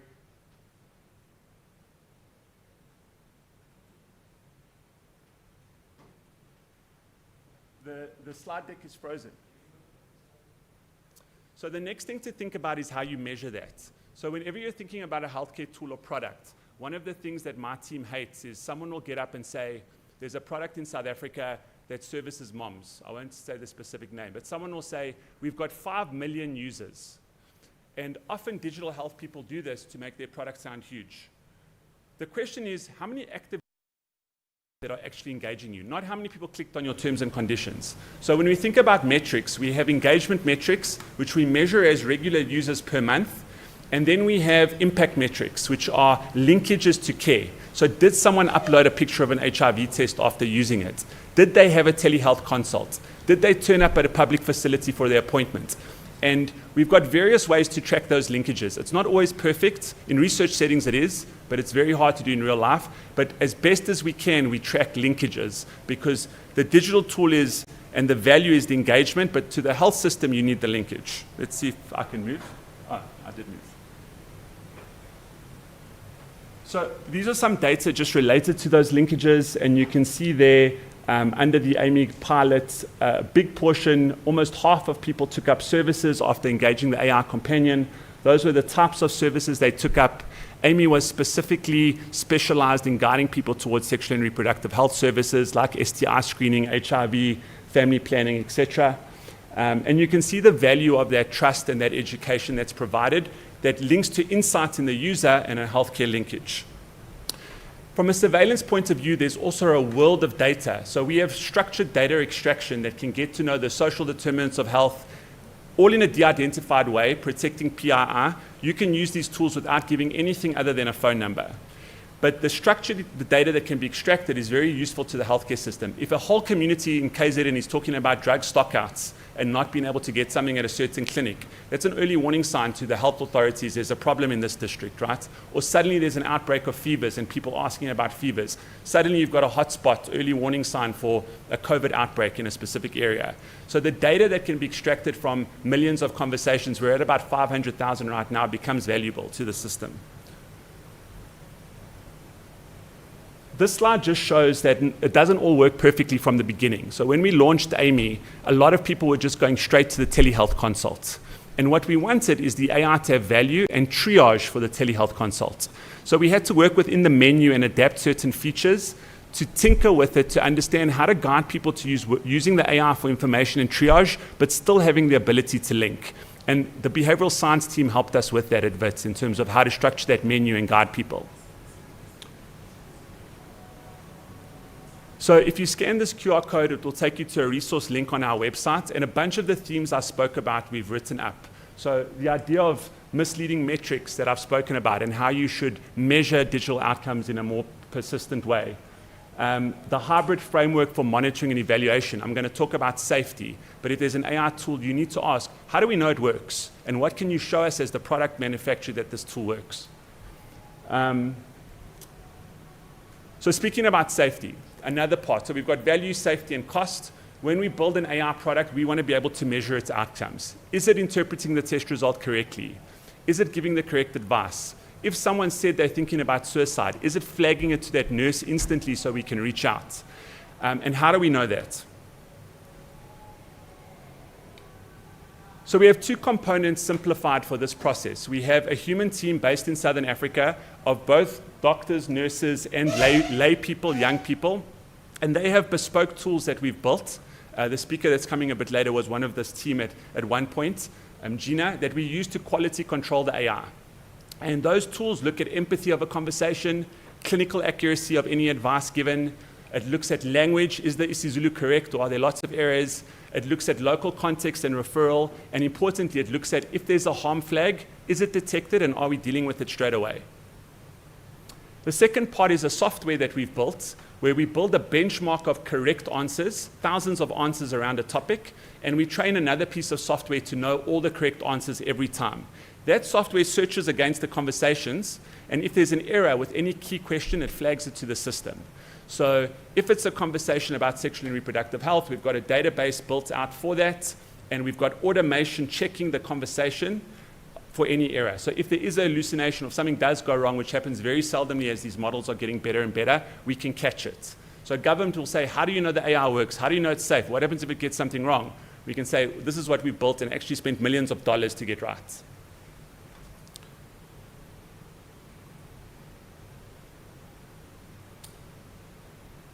So this is an example of a harm flag. You can see someone, these are real examples, someone talking about death. You can see the harm flag that flags on the system would be a self-harm or suicide flag to the healthcare worker. And you can see that the AI continues to engage and guides the person to engage with the healthcare worker. If they don't want to, or if they don't reach out, the healthcare worker can nudge them, and the AI will every half an hour send a follow-up message to try and keep. So the AI is trained to refer you to a human. This is not something AI should be dealing with. But if a person doesn't feel like speaking to a human, wants to continue to chat, the AI doesn't leave them alone. So we work with the South African Depression and Anxiety Group, with Lifeline, with Love Life, and a bunch of other partners that are all listed there as support partners and we have relationships with, all locally contextualized to South Africa. So that's the 30-minute follow-up that I was talking about. So in 9 months of the AMI study, we had 0 false negatives, which means there was never a time where the AI didn't pick up an appropriate harm flag, but we had lots of false positives, so it was overly sensitive. If someone said, geez, I'm having a bad day, it's so hot out here, it feels like I'm going to die. The AI was overly trained. That might be like a saying, but it would flag it to the healthcare worker as a risk flag. So right now it errs on the side of over-flagging than under-flagging, and as we get better, it will improve. But we didn't miss any in the study. Okay, let me move on because I think my time's running out. So cost, a really important one. LLMs or language models or AI have costs, especially if you use other people's models. They token costs. It often depends on the company in question. We evaluate on a regular basis. We used probably 10 different LLMs that we evaluate and plug into a system called an orchestrator. So when you're talking to the tool, on one day it might be ChatGPT, on another day Claude, on another day DeepSeek, depending on the back end what it's telling us. And cost sensitivity is a big one. What are the token prices? How long is the answer it gives? Some LLMs give very verbose answers and they charge you for the extra tokens, right? So we want correct answers, we want them concise, and we want low costs. The software that does the safety monitoring also uses tokens. So there's a double cost involved there to have the extra safety, but we think it's important. This is just an example of the verbosity when an LLM charges a higher output. And a big part of the R&D that we're trying to do, and I was speaking to WITS's Mind Unit, is smaller language models that can actually work on device. So in an African setting, connectivity is not always the best, especially outside of South Africa. How can you provide tools where the AI sits on device and can do the same types of functionalities and features? And the smaller language models with fewer parameters, unappropriate hardware is part of the future. We think we'll get there eventually. So lessons learned, I think the first one is lifestyle counseling. It's not a health tool, it's a lifestyle tool. Lifestyle and wellness. One of the features we'll be adding in future is financial planning. So a lot of people talk about financial stress. I've got debt, what do I do? We'll link them to debt recovery services that are vetted. I need a micro loan, but I don't want a machinista's rates. Where can I go? We'll link them to a debt recovery service, micro loans. I'm worried about funeral cover, the biggest one in South Africa. You can be anyone, but you've got a funeral policy. We'll help you with a cost-effective funeral policy. So lifestyle is not only health, it's also financial stress, and it's another feature that's coming later this year. The triage, we don't see AI as the be-all and end-all. We think the human in the loop is essential. And for us, the type of tool that you'll use is a triage tool. I'll run through a couple of these, but you can read them. South Africa is rolling out a drug called lenacapavir, which is a twice-yearly injection that can prevent HIV, even at high-risk exposure. We're using this type of tool to share information about it, to help people understand their risk if they would be a good candidate. So that's a big part of what we're working on. We're expanding the health topics. We're expanding the telehealth and decision support for clinicians using telehealth.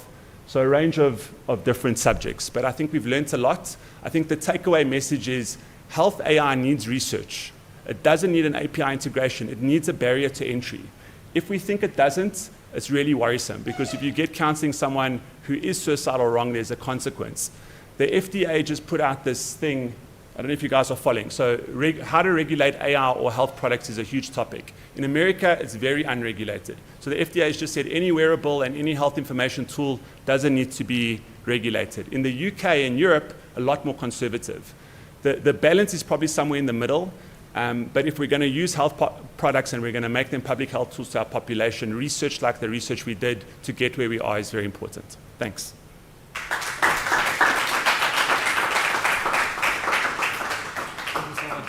We need you for more, like, if anyone has questions here. Thank you so much, Tim. Thank you very much. What I wanted to I just have two questions. One, do you guys, for improvement of the AI model, do you guys use the data that you have received from clients prompting as used to retrain? And if that's the case, is there any sort of privacy consent that clients get to give in order for that data to be used? That's one. And then secondly, I hear that there's beyond just the 13-year automatic reminder if a person is in danger. Do you guys go beyond that? Because I heard you mention something of the human element of it. Sure. Are also notified, but beyond that, because I think generally in therapy there's that point where if someone seems to be at a verge of endangering their lives, they tend to break that policy of they are forced to contact an external. Yeah, so that's exactly the grey area that we battle with. So at what point can we proactively reach out?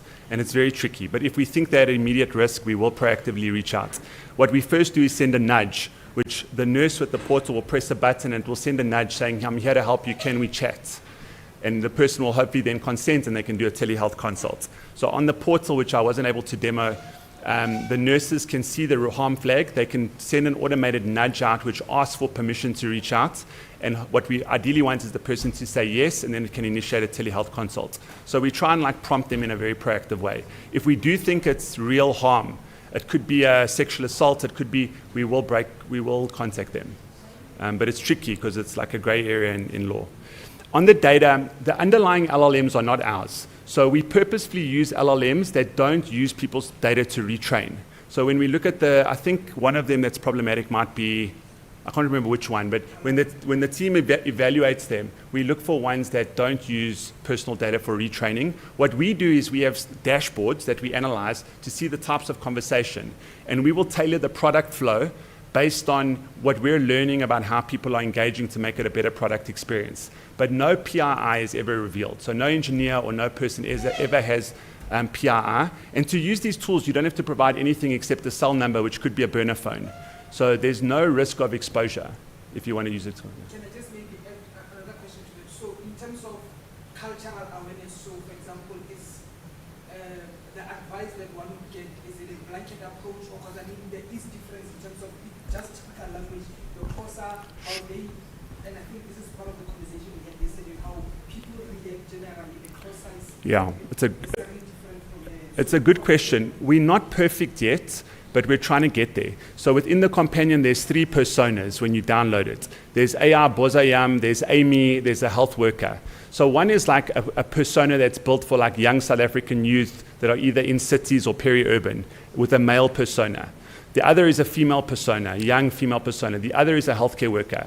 We will add to that. For the Coach and Pilo one, because it's in KZN, we have 4 Zulu personas, an older guy, a younger guy, a female, and you can pick your persona based on the age, based on the culture, based on everything else, and the AI is trained. We're not comprehensive. We don't have Pedi or Tonga, or we don't have everyone, but we're getting there slowly, and we're trying to make the options more inclusive. We will have all 11 languages by the end of the year, with African accent recognition. So when you send a voice note, it will pick up different Afrikaans accents, English one, a Zulu one, whatever it is, which is a challenge right now. So we're working with expert groups on that type of feature. But it's a great point. We have the biggest slang dictionary in South Africa that we've programmed the LLM with. So when you talk to it, it will understand. I don't know if you know what lamb chops means in slang. It's a bad term. You don't want it. It's an STI. The drop, so there's a whole lot of medical terms that are also South African slang that normal ChatGPT wouldn't understand. But a lot of the slang is like also tsotsital, more urban and peri-urban. It's not super rural friendly yet. Yeah. Thank you so much. We're sorry, we're running short on time. I'll hang around. Dean will stay around and we will answer more questions. Okay. That's fine. Thank you so much.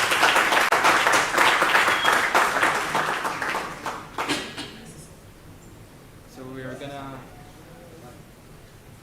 we're gonna call Gina, our second speaker today. Let me introduce her a bit. I have a lot to say. So she graduated from Oxford, and she now joined Netcare, and she will tell us more what she does there. You forgot a very important thing. Which? I graduated from WITS University. This is not her. So Okay, but I need my slides. Yeah, How do sure. I?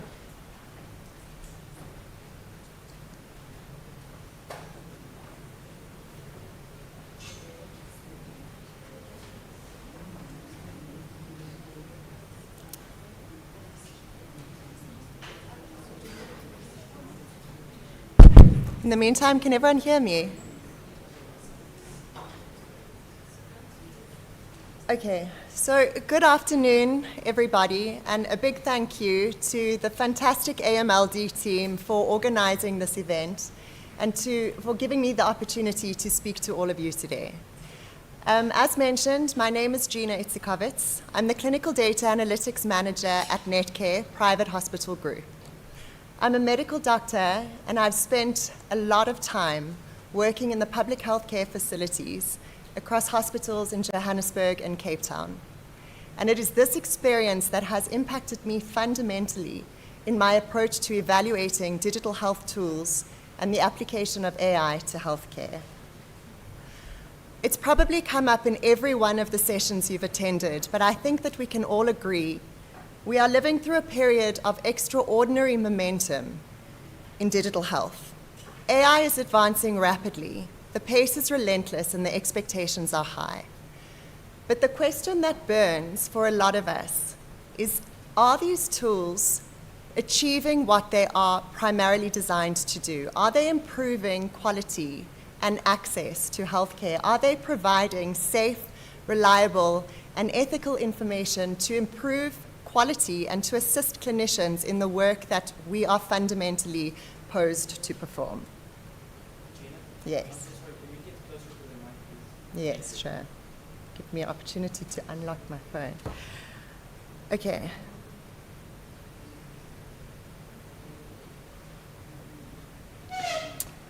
So, healthcare in South Africa, and I speak from the position of my role in the private healthcare sector, healthcare is increasingly fragmented.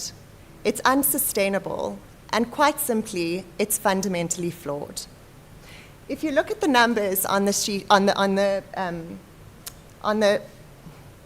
slides, you will see that we are living longer, but we have an increasing burden of non-communicable disease. The numbers on the slides are not just a statistic. They describe a system which was essentially developed for the management primarily of acute illnesses, and it is overwhelmed by chronic disease burden. And it is this mismatch, amongst other things, where both cost and quality break down. Care remains episodic, information is siloed, diagnostic and investigations are duplicated unnecessarily, which rises costs significantly. Long-term outcomes are poorly tracked, and prevention remains under-resourced.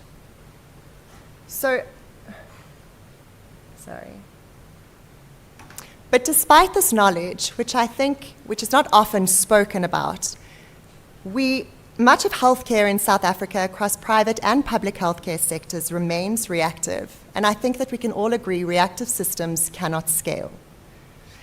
At a hospital system level, we react once a patient has deteriorated. We scramble for bed urgently when we are at a state when bed occupancy is at its maximum capacity. We approach our patients and we tend to our patients more often than not at a time when complications have already arisen, and we make decisions oftentimes too late, under pressure, and with incomplete information. I think there's a particular paradox that exists in South Africa. South Africa is actually significantly rich in our health data, albeit fragmented and albeit paper-based a lot of the time. Yet we still remain significantly insight and decision poor. So what are we going to do about this? What have we done? At Netcare, we recognize that reliable prediction and ultimately one of the tools in the arsenal to achieving democratization of healthcare cannot exist without digitization. In 2018, we undertook a mammoth task to transition from paper-based to fully digital electronic medical record systems.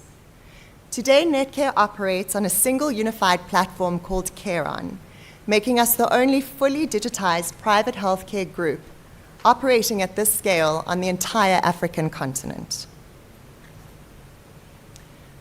So I guess the next question is, so what? Great achievement. So we're now fully digitized. We've got an incredible EMR system. What are we doing with that?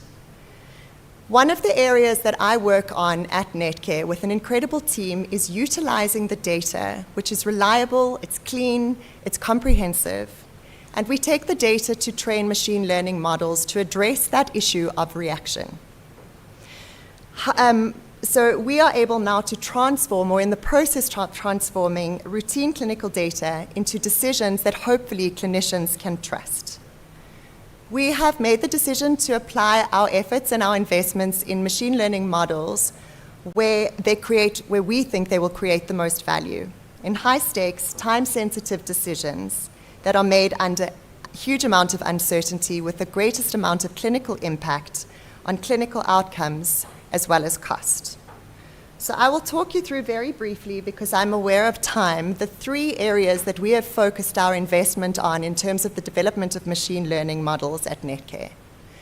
Essentially, we are trying to address a patient population across each stage of their hospital journey or the continuum of care.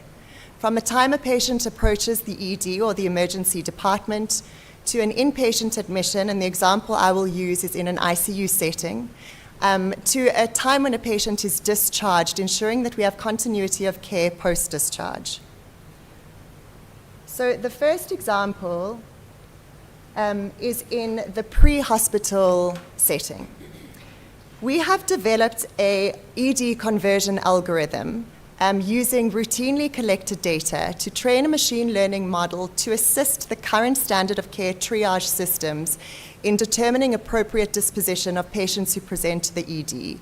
We know that there are a myriad of issues that can come with both inappropriate admissions in terms of bed capacity and cost, as well as more severe complications and consequences for missed admissions for patients who should be admitted and who don't. So we have now developed and internally validated the model, and our next step is to deploy this model across every Netcare emergency department to determine A, how it functions in terms of accuracy of prediction, as well as real-world uptake by clinicians, which is the next step after the machine learning models that I'll talk to, clinician uptake and trust. Oh, sorry, I missed a few. The next machine learning model that we have developed using an artificial neural network is called our Q-SOFA score. This was developed again internally by our data team, and we have piloted this at Netcare St. Anne's ICU. Essentially what this does is this is focused on preempting and predicting which of our most critically ill patients admitted to an ICU are at risk of clinical decompensation, and we define that with a Q-SOFA score, which is a bunch of physiological variables for those of you who are not in the medical field, and a score of greater than 2 will alert the physicians and the nurses to prompt earlier intervention and appropriate patient-centered approach to patients so that we can be preemptive instead of reactive. The last model that we are in the process of piloting, again across all of the ED facilities at Netcare, is post-discharge. So we need to ensure, speaking to the principle of holding the patient's hand across the full continuum of care, our responsibility as clinicians and as a hospital group doesn't stop when we write that discharge. We need to ensure that we have an appropriate mechanism of risk stratifying patients who are at risk of a 30-day readmission or complications post-discharge. So to that point, we have developed our own 30-day readmission model, again using data that we routinely collect in order to risk stratify and preempt which patients will return within 30 days from a whole number of different complications. So this whole system, from ED to ICU to discharge, will hopefully empower us as clinicians to facilitate our shift from episodic reactive care to longitudinal support, which is fundamental in a system which is dominated by a hybrid of acute care or acute illnesses, as well as this growing burden of chronic non-communicable disease. Okay, so I think I've left these last two slides for last, and I hope I still have everyone's attention. But this is essentially the crux of, we can develop models and they can be amazing. But in healthcare, I think we all agree that trust, and trust from all stakeholders, does more often matter more than performance alone. So these systems, whilst they're designed to support clinicians and to improve healthcare, the take-home here is that they are not designed to replace them. Human-in-the-loop deployment, subgroup monitoring, temporal validation, and clinical ownership are non-negotiable. And without alignment to the clinical governance, which we are incredibly strong at Netcare, even the most accurate model will fail to deliver real-world impact. I will leave you with one or two more thoughts. I anticipated maybe one or two rotten tomatoes being thrown at me standing here at an AI democratization conference in Africa from the standpoint of a private healthcare facility. Please believe me and have no doubt that the digitization in a private healthcare facility such as at Netcare is relevant to absolutely everyone. Equitable access to quality care is a right, it's not a privilege. And digitization is one of, amongst many, the fundamental enablers of that equity. Now, Africa doesn't need to replicate Silicon Valley. We never will, and we don't want to. But we have an opportunity with fewer legacy systems to leapfrog directly into data-driven, digitally empowered healthcare. I think that we can all agree, or maybe I'm biased, but Netcare's transformation from a paper-based to a purely digital EMR and continuing to increase the capacity of our digital health capacity really does showcase what is possible when clinical transformation is prioritized, and this must be replicated nationally across all private health and public health care facilities. We have a huge amount of local data. It's contextually relevant, it's rich, it's diverse. We're sitting on gold. And it's generated within our own care pathways. This can and it must be leveraged responsibly to tackle this rising burden of non-communicable disease and communicable disease, acute and chronic, mental health, physical health, the whole spectrum of disease. We need to contain costs, we need to improve sustainability, and we can, in essence, ultimately, expand access for every single South African who utilizes private and public health care alike. Thank you for...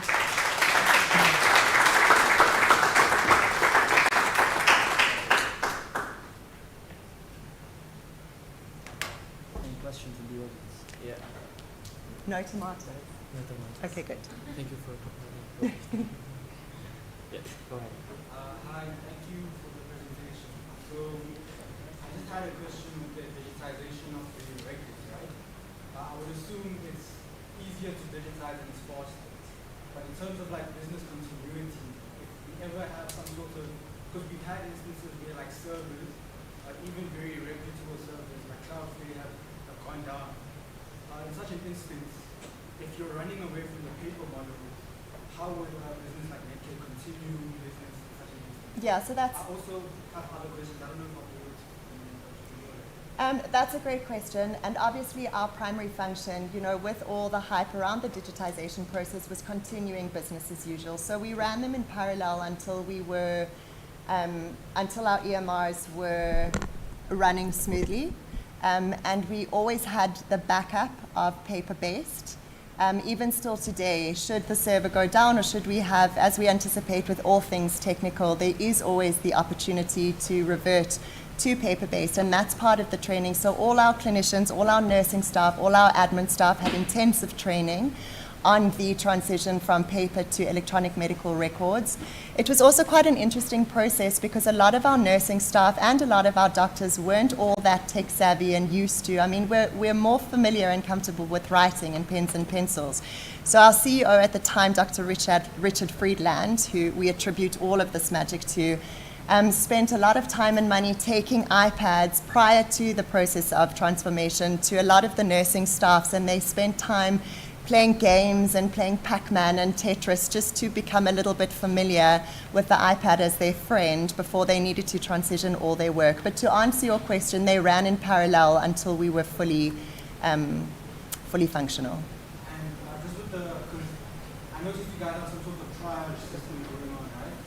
So in terms of emergency, given the type of data I would assume a private care institution has, how do you, and it's not the institution's fault per se, but maybe how to train models in general, how would those models try and run away from biases? Because I've read an instance where a model mispredicted because they assumed that the severity of someone's record, the severity of someone's incident wasn't as high because they didn't have that many records within that analysis. Versus someone who already has records. So they sort of mispredicted the severity of who they should prioritize within that triage system. So I'm very interested to know how you guys are doing with that type of bias. Sure. So I think two things, and I'm going to echo Dino. I am no AI expert. Please I don't want to answer incorrectly or speak out of term. But I do know through conversations with the data team, and I did make reference to it, I think first and foremost, these tools act as guides and assistants.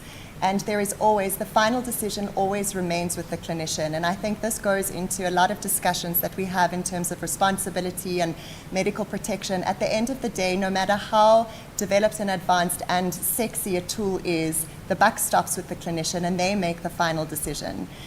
In terms of, there will always be inherent limitations to any model. Models are becoming more and more advanced, and we are moving away from the kind of regression models that we developed at the beginning to the more advanced artificial neural networks. But in the models that we have, we've got a dedicated team who's continuously monitoring bias in the models. We're continuously monitoring drift. We're continuously ensuring that our AUC doesn't fall below what it was initially. We pertain to strict and stringent standards, and we are continuously and consistently ensuring that those standards remain appropriate in terms of what's acceptable for sensitivity, specificity, AUCs for particular models. But as I say, they're not perfect, they're not foolproof. Someone else in the audience who maybe has anything else to comment on it. So from a technical perspective, I can't say specifically, but from a clinical and deployment perspective, we hit it home that these tools are there to assist, but there's always the ability to override from a clinician. The buck stops with them. One more question. So I did want to ask, as much as you did say you're going to get those rods smarter, yes, you did speak about wanting this for everyone in the public and the private sector, and of course, the gap between the public and private sector isn't the same. We're still using faith-based documentation in government hospitals.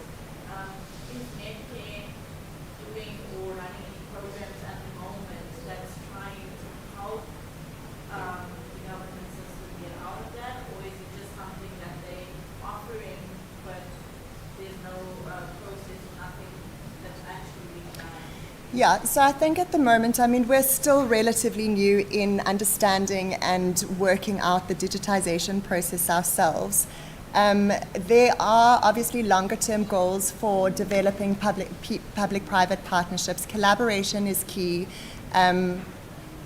It's beyond my jurisdiction within the role that I play to kind of know what conversations are being had, and we're also entering a time where the NHI is coming to effect.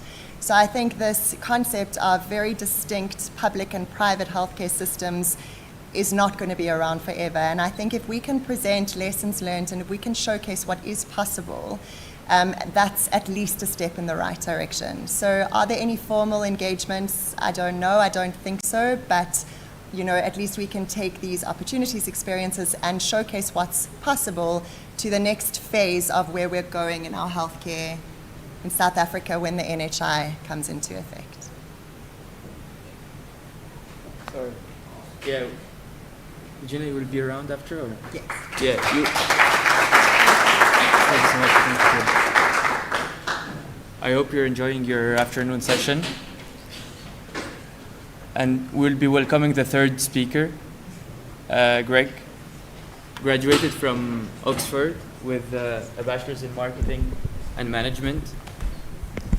Then did the data science master's degree from Northwestern University, working now he's the CEO of Cyrus. They're working on innovative solutions for women's health. He will tell us more about it.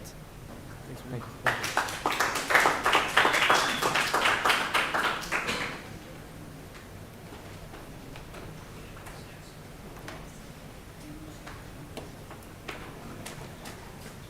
Okay, I'll just wait for everyone to move through. We'll get started. Okay, we ready to go? Right, so we're just going to encapsulate some of the healthcare discussion. Building on from what some of the folks said a little bit earlier, our focus is obviously to effect AI in healthcare. And to do that, we need to define what AI's role in healthcare is all about. There's a lot of hits and misses out there. And a lot of people have a lot of ideas about how to do it. I know the slide deck the guys are rendering, it doesn't render 100% well, but the slide deck that you guys have on file that I think you get when you register or everything else, it should be correct. But the point is, you'll hear a lot of people talking about building an AI healthcare app. And there's an app for everything, but that's pretty much a dumb idea because those things cost money to build, they cost money to maintain, and how well do they actually work? And the truth is most of these things don't work too well because it takes a lot of resources to actually get an application how to actually put out something which is of use and value to the end user. So, one has to keep in mind that not only talking in a healthcare context, but just apps in general. More than, it's in the high 90s, it's like 98% plus fail. So to the people at WITS and the people outside of this place that I want to build a new app, just know that your chances of succeeding are pretty small. Try and avoid it. Do something else rather. Come up with a different idea. Because the point is that most health apps have this disclaimer on them, including like using those things that plug into ChatGPT, that what you're getting in response is not medical advice. Because now and again it spits out junk. So if you act on that, and something happens to you, you can't sue them. But chances are this coming year we're going to see the first major lawsuit from people acting on advice coming out of some sort of AI agent out there. So we just got to lay the groundwork. There's some first principles in AI and its application that we need to establish. One, building an app is a stupid idea, okay, because you're probably going to fail. They cost lots of time and resources. Two is that these things actually need to constitute medical advice because that's what people are using them for. Physicians are not scalable across Africa, okay? But an AI agent is scalable. And those people in Africa are using it for medical purposes. So we need to get them to the right standard so when people are using it, they don't get garbage out, okay?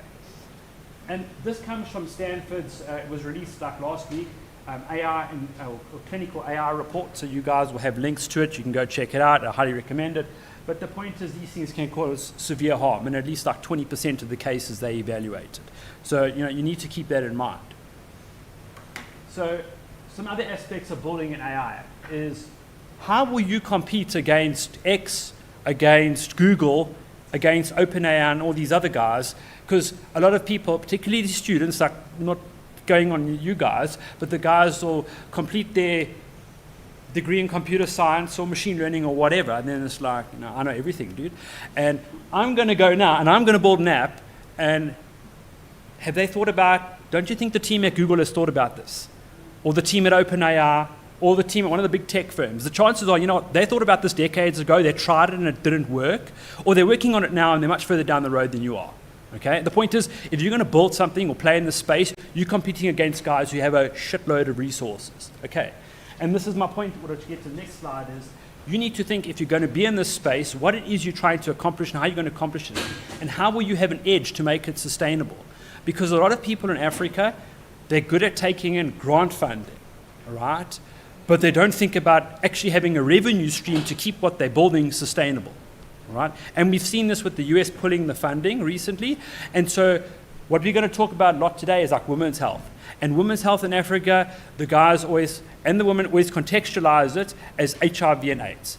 It's contraceptives and HIV and AIDS. That's not women's health, all right? And why does it framed as HIV and AIDS in Africa and women's health? Because that's where the grant funding comes for those areas of focus, and so that's where everyone focuses. Okay, that's kind of brain dead because most women are dealing with things like PCOS, endometriosis, and all these other things, and HIV and AIDS is actually not top of mind for most of them because it's not an issue. So, I call this VC midwittery because there's a bunch of VC midwits out there that pour like $500 million into something like Lovable and shit like that. Now, why is Lovable and something like that really crap? Because guess what? It's a programming application which uses AI to generate programming language, code for you, all right? Don't you think Google's future versions are going to be way more powerful than that? All the ones coming out of Microsoft, all the ones coming out of X.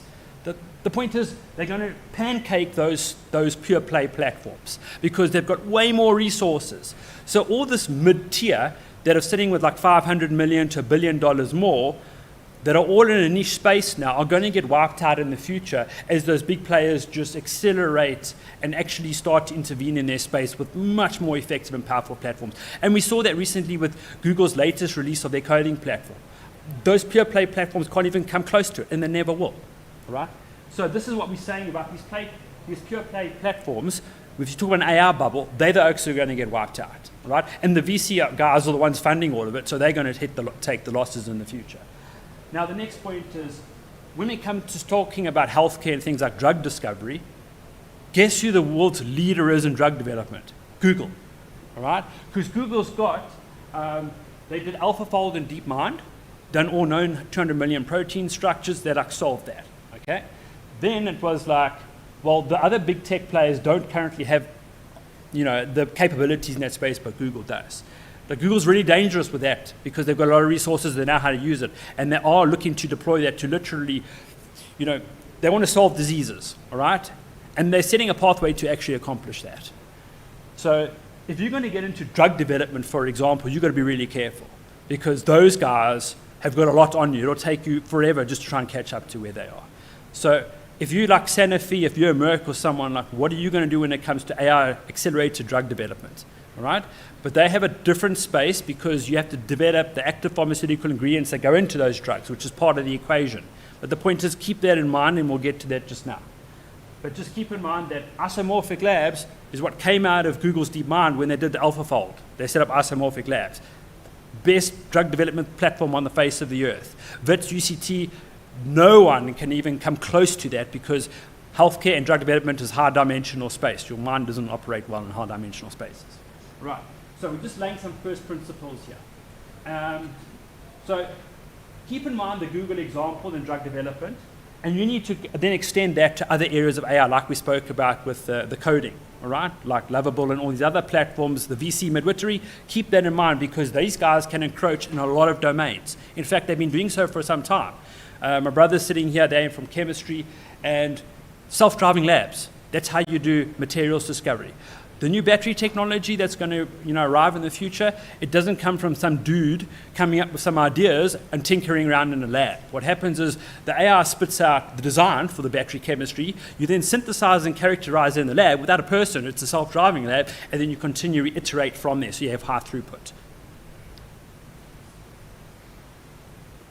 So you're going to have to set up an edge somewhere else. Now, 2 weeks ago, it was about 2 weeks ago, OpenAI, and they spoke about their ChatGPT in healthcare platform. I think it was at the JP Morgan conference the week before that. And they spoke about having electronic health record capabilities and functionality to go into that ChatGPT environment, which is like fantastic. But we're sitting in South Africa. And in South Africa, we don't have electronic health records. Yes, if you go to Netcare, you get electronic health record, which is like great for Netcare. But if I'm in the US and I go to Northwestern Medicine or Johns Hopkins, once I've got treatment there or care there, when I leave, I've got access to my health record. It comes up on my app, on my phone, all right? And if I go to Abbott Laboratory or Lancet and they run a blood test, those blood results go into my electronic health record. It's like we don't have that here in South Africa, all right? And if you think the CSR and the Department of Health are actually going to solve that, you're delusional, because healthcare data is high dimensional. I met with them in 2023, and they told me how they're going to create all these schemas, and they're going to map all these schemas together. It's like, can you imagine like millions of data points, and how you're going to map all this stuff together? It's just not possible. That's why we use machine learning to have a schemaless approach, which actually reads your Lancet PDF, all right, and then puts that into a health record. Otherwise, some person has to do that. Okay. So schemaless approach is the only way we can get to electronic health records, and we don't need to build electronic health records because Google created Open Health Stack, just like Microsoft and others did. So it's free, you use it, and then you've got electronic health records solved. So you need to roll that out. So our approach is to actually give that to everyone. To say, you want your electronic health record, here it is, it's yours, you control it, it's your data. It doesn't belong to the care provider. As you go and create your cookie come child of health information, it belongs to you, and you're the custodian of that. Then you have electronic health records, and you can provide AI services against it. So think about the people in Deep Split. Don't have lots of money, but they've got a high potential of data per GDP, if we can put it that way. We've got to increase their data component. Once we've increased that, we can create a lot of value. Then we can start doing research and development. Then we can start bringing services on top of that data to benefit them in their everyday context. All right, so what we did is we solved the EHR, all right? We solved the clinical trials and research studies. We built that off Google's My Studies platform. We've got a roadmap to get to accelerated drug development. We'll touch on that in a moment. And then we've also got the way to get to accelerated diagnostic development, because that's also important. If you want to get to precision measurement, you have to have precision diagnostics. So this is how we create an edge. Because remember we said earlier, what's your edge? If you're going to get to AI and healthcare, you have to have a long roadmap, decades. So support for low resource languages is critical, because we're not just operating in the UK or the US, you're operating in Africa, and there's all sorts of different languages out there, and if you can't communicate to them in their local language, you're dead in the water, right? So that's something which we have to address locally. Then we have to incorporate local clinical practice guidelines, because certain contexts, require a different process to other contexts, right? You've got to localize local clinical practice guidelines, and you know what? In most cases, there aren't even CPGs, as we call them, clinical practice guidelines. There's it's a defined standard, but if you take the whole set of standards that should exist, about 90% of it is missing. All right. What else? Multiple touch points, modalities, right? As we interface with people, we have to have how AI and healthcare sort of mindset, being cognizant of that, or being part of that interaction to have that data point. It's almost like a healthcare journey. You can't have any pieces missing, because then you actually have your record, being deficient, if I can put it that way. So as your patient interacts with your care provider or your piece of infrastructure or is creating data points, you need that whole holistic set being brought to one central place to pull from, if I can put it that way. And just one quick point, because I heard the other chap talking about it earlier, we use wayfinding. So Google also worked on wayfinding. Wayfinding is how we interact with a person to help them find their way in the healthcare context, because a lot of people start out, and it's only through interaction do you actually get to what it is we're trying to deal with. It's the same as a doctor. He'll explain to you, ask you what your symptoms are, have you got a fever, have you got a headache, what the hell's going on here, so he can figure out what to do with you. So we use wayfinding to help them not only in that context, but also just to help them in a general context. If they're looking for healthcare information or treatment information, you need to help them find their way effectively. And we use wayfinding in that context. Importantly, it's a whole platform to actually collect data and then build off that data. Like I said, raising the data per GDP. And so it's free. So those people that have apps that they think they're going to charge for, it's like you won't be sustainable, because you'll have platforms out there which are state of the art and you're not being charged for it. Yet the data that's being collected is not being abused. You're not a guinea pig. The data is not being commercialized and sold to anyone. It's being used in a responsible manner. I think we may have mentioned it just now, but if not, we use things like Apple use. So if you have your phone, for Apple to improve the performance of your phone, they use differential privacy. All right? We use differential privacy as well. And then when it comes to actually improving the machine learning models, we use federated learning. We built that with Johns Hopkins and others. So machine learning models come and train in the data, they leave, but they never actually get exposed to the data, and the data never leaves the platform. These are very important principles. So orchestration, very important topic to quickly touch on. Orchestration is how we get to AI in healthcare, all right? We don't have to rely on one single model, and we don't version trace. It's called orchestration because you're literally orchestrating, in some cases, thousands of models. So what we'll do is take the latest large language models from Llama, from Meta, Facebook, etc., and you stitch them all together, and they basically become like personas. You can almost view them all as specialists. And through that interaction, you get a benchmark AI performance, which is much better than even operating on a small sample of those models and constantly retraining those models. Orchestration is the pathway or the roadmap to get to AI in healthcare, where you move away from bullshit coming out 20% of the time to having a standard of performance which is better than even an ensemble of medical professionals. And how do you validate that? You create the benchmarks and you do it properly, and then once you position that performance of that system against those benchmarks, you can say, well, this is how the specialists performed, this is how the set of models performed. Right. So here's an example of the clinical AI report from Stanford, and they're talking about exactly this, all right? They also use RAG platforms, which is great for, also we use that for wayfinding, and it just helps in graphical context. All right. This again just shows the importance of orchestration. So Microsoft was the first to actually put a paper out on orchestration earlier last year, and then Google followed up. So Google created Amy. Amy had, I think, about almost like 2 models, all right? And orchestration was to say, well, what if we just go beyond that and create thousands of them? And you simply, orchestration is these models all interacting with each other, all right? So it's almost like a generative adversarial network in some way of looking at it, because by all these models interacting with each other, they raise the level of performance. Right, so just to help contextualize stuff, because all this shit sounds great, it's like, well, what does it mean in my everyday life? How is this actually going to transform things? Because here in South Africa, we like to talk a lot, but there's very little to show for anything, all right? So first of all, what we did is, South Africa's got an abundance of raw materials, which people are usually no clue about, all right? For example, just the clothes you're wearing. Most of that probably comes from China, and it's like, wow. Okay, and your textile industry in South Africa is pretty much dead because you have to have raw materials if you want to have a textile industry. We've got the best raw materials on the face of the earth. And no, it's not cotton. And no, it's not viscose. It's actually called Lysol. Sappi's one plant in Umkomaas produces over 900,000 tons a year. It's the best dissolving pulp on the face of the earth. All that goes to China, pretty much. Okay, it's like, that's brain dead. So what we do is, we go to setting up a plant which takes that pulp, turns that into a fiber. Those fibers are perfect for tampons, sanitary pads, wipes, and a whole lot of other things, all right? So forget the fact that it's got to catalyze Africa's textile industry. We're talking now just about a women's health context, all right? So you don't actually want to use cotton and viscose and tampons. That's not ideal. Lysol, way better, way cheaper, all right? Now, we're going to create those products. Let's put diagnostics into them, okay? But before we get there, just understand we're going to create tampons, sanitary pads, and those kinds of things. Then, we've also got a dispenser, because like here at WITS, Standard Bank Group is like, let's put a dispenser into WITS, okay? And then women have access to these products. And it's like, that's cool, until someone comes along and cleans out everything in the machine. And then, it's not going to work. And then everyone's going to be like, okay, let's forget about it.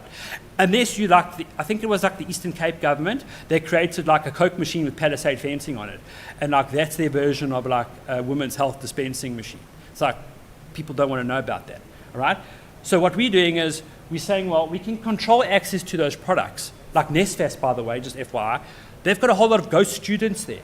And they're getting like 290 Rand a month for women's health products to people that don't even exist. So it's like taxpayer getting shafted again. Point is, we've got a way to actually get products to a person through biometrics, entering your access code, or near-field communication on your cell phone, all right? Then we can assure a provision of a product to a girl or a woman who needs it, okay?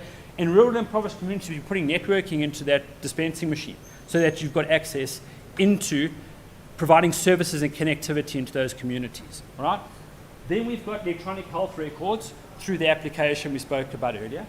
We've also got a whole clinical trials and research platform, all right? So we can actually get clinical trials and research studies into the everyday people who need them. And then we've got a whole diagnostic layers that go into those sanitary pads and standalone diagnostics. So we actually use a laser-induced graphene to actually create affordable biosensors. The biosensors cost about 10 US cents to 50 US cents. Everyone's trying to focus on assays. Assays cost about 20 US cents to produce at scale, but they're not very reliable, and there's all sorts of issues with that. All this goes into basically a data management platform. That data management platform is what we spoke about to raise the data GDP per capita, not only in South Africa, but in Africa. So this is some of the stuff I spoke to you about wearables earlier. Wearables sound fantastic. Most of the wearables talk bullshit to you, right? They spit out nonsense because it needs to be calibrated. So we've actually got the reference papers. You can go through the slide deck and you'll be able to go into these papers. Here we've got examples of blood pressure monitoring. And you've got the statements here which show you from a physics perspective that some of this stuff is problematic, all right? Because when you're working on light, like my skin's nice and light, you can pick it up easily. If you've got darker skin, it doesn't read it so well, right? And there's all sorts of issues with a lot of these wearables. The technology in wearables is really in the biosensors. Now, I think it was just towards the end of last year, Apple lost its $632 million lawsuit with the Californian company because they had sort of taken that into the Apple Watch and done so illegally. So the technologies in the biosensors, here in South Africa, we need to get involved in the biosensors because the biosensors allow us, if we're doing a treatment for women for endometriosis, an example, we need to be able to refine that dosage for that selective J&K inhibitor. In order to do that, we need to measure her serum levels. She needs that feedback in order to adjust her dosage. We can do that through a smart ring, an earring, or a number of other devices. But they're within reach. You don't have to spend 10,000 Rand for a Aura ring, all right, which can spew out lots of malarkey. ML benchmarks. Myself and the team at ML Commons, we built this. The ML Perf, they become ML Commons, we built those benchmarks. Benchmarks are incredibly important. If you want to do AI in healthcare, first learn how to do benchmarks, okay? We wrote this paper towards the end of last year on actually to show you, if you want to build benchmarks, this is how you can do so. And this is across domains. It's not only healthcare. This is in material science, in drug development, wherever you are. These are the principles to actually build benchmarks so that you can prove and validate that your machine learning, your AI and healthcare platform isn't talking nonsense. Even if you're doing blood pressure monitoring, you'll see there the American Heart Association issued a paper only a few weeks ago to say these things need to be calibrated. We need to set up benchmarks in order to calibrate them. Right? And these benchmarks, the data sets, all of this stuff needs to go into the open scientific community to be validated, not your black box. Okay? If my data science team or machine learning team, everyone thinks they're so crack, you know what? If they're really that great, their work needs to be put into the scientific community to be validated. No more black boxes like Elizabeth Home with Theranos, all right? You put some shit in here and you get some great stuff out the other side. Meanwhile, not much is really happening in between. You know what I'm saying?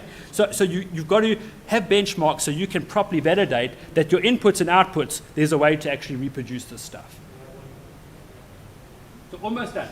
Here you have some of your papers that summarize some of the diagnostics in women's health, which we are pursuing here in South Africa, right? To turn everyday products into far more useful items, because most of the women we've engaged with in Africa, they'll go for like 10 years without being diagnosed with endometriosis. No joke, some of them get told to go eat flowers, you've got period cramps.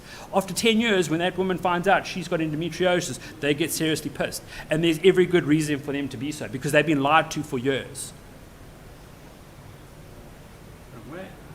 So here's just like smart bras, for example. We'll have electron beam processing, a really cool thing. All right, fires electron beams at textiles, turns that into conductive yarn. Your bra becomes a smart bra, and you can use that to literally start to manage various aspects for early detection of breast cancer and things like that.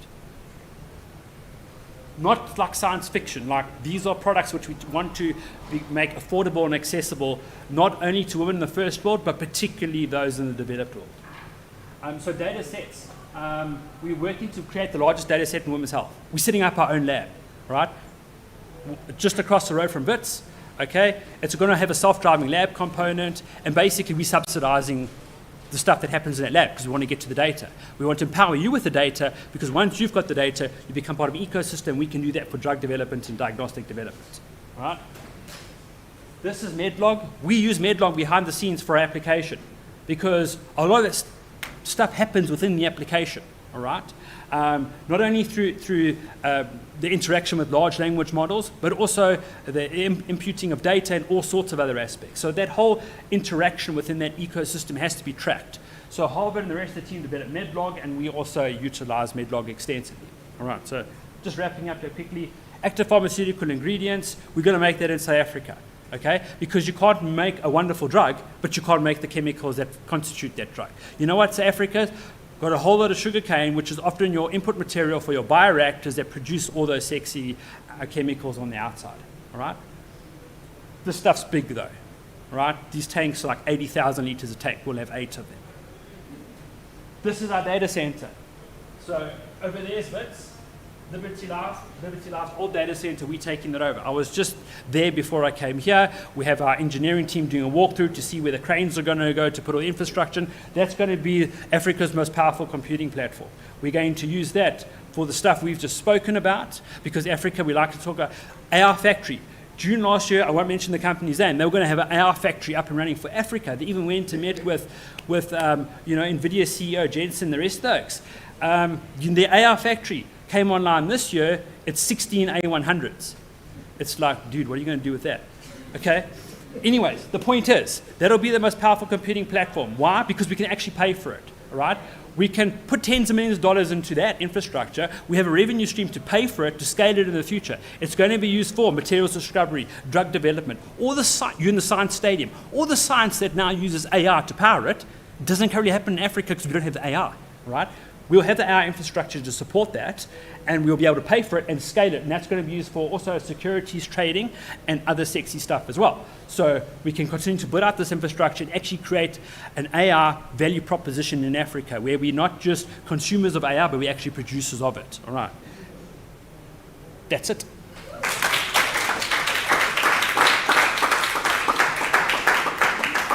Thank you so much. Can we have just one question? If anyone has a question, otherwise we'll have a really tight. Thank you so much. We're welcoming our fourth and last speaker for today, and before the keynote in the main room. So we're. Maybe we take one question. Yeah, we asked. No one. Yeah, sorry. Jason Hinch, senior scientist, system ops scientist in Syngenics. He will tell us how they help pharma companies and the pharma industry with their AI and ML tools. Thank you so much. Thank you for coming. Of course, thank you. Yes, all right. I will not keep you. Perfect. Good morning, I'm Jason Hinch, data scientist at Syngenics, a next-generation CRO specializing in biostatistics, data management, medical writing, and AI-powered solutions for clinical research. We're 22 experts working on trials across 25-plus countries focused on making clinical trials faster and more cost-effective through the use of open-source software, AI, and machine learning. Cool. Agenda. Today I'm presenting Lexi, an AI tool we built in collaboration with SAHPRA. For those that don't know, that is like South Africa's FDA, that's the South African Health Product Regulatory Agency, and the Gates Foundation. Lexi sits at the intersection of clinical research, regulatory science, and AI, all deployed in a way that meets the strict compliance requirements of pharmaceutical regulation. Let's get into it. The problem statement: over 90% of all health product applications in Africa are for generic medicines. A health product application is basically all the paperwork sent to a regulatory authority, like SAHPRA here in South Africa, needed to authorize a medicine for sale. The total number of outstanding applications is well over 50,000 across Africa. These are applications from pharmaceutical companies for medicines they want to sell, sitting in regulatory queues right now. Each application, or dossier as it's known, contains thousands of documents and tens of thousands of pages. They're primarily PDFs, scanned documents, tables, scientific data, the full spectrum of pharmaceutical documentation. Not only do you have this massive backlog, but new applications are submitted every single day. Let me give you some context from South Africa specifically. When SAHPRA was formed in 2018, replacing the old Medicines Control Council, they inherited approximately 16,000 backlogged applications. Between 2011 and 2017, it took a median of 2,092 calendar days, that's nearly 6 years, to authorize a new product. Now, SAPRA, of course, recognized this was a huge problem, so they adopted a risk-based assessment approach. What does that mean? Not all generic medicines pose the same risk. Paracetamol in a simple tablet is very different from warfarin or a metered dose inhaler, for example.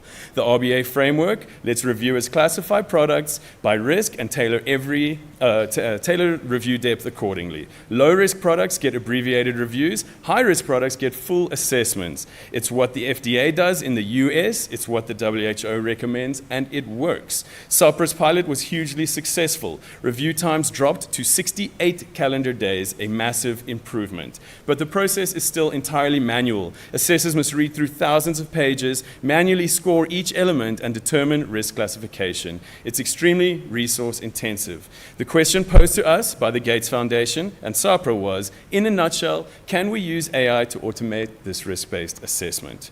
Not to replace human reviewers, let me be clear about that, but to inform them and fast, extracting just the key information from these massive dossiers, answering the RBA questions and providing preliminary classifications with full traceability. Let the AI handle that massive amount of data pre-processing so the expert reviewers can focus on the decision making. This matters because we're ultimately talking about getting affordable, proven efficient medicines to some of the poorest, highest disease burden countries in Africa. These are generic medications. They've already been proven safe and effective. The science is done, but they're sitting in regulatory queues for literally years. That's the challenge we were tasked with addressing.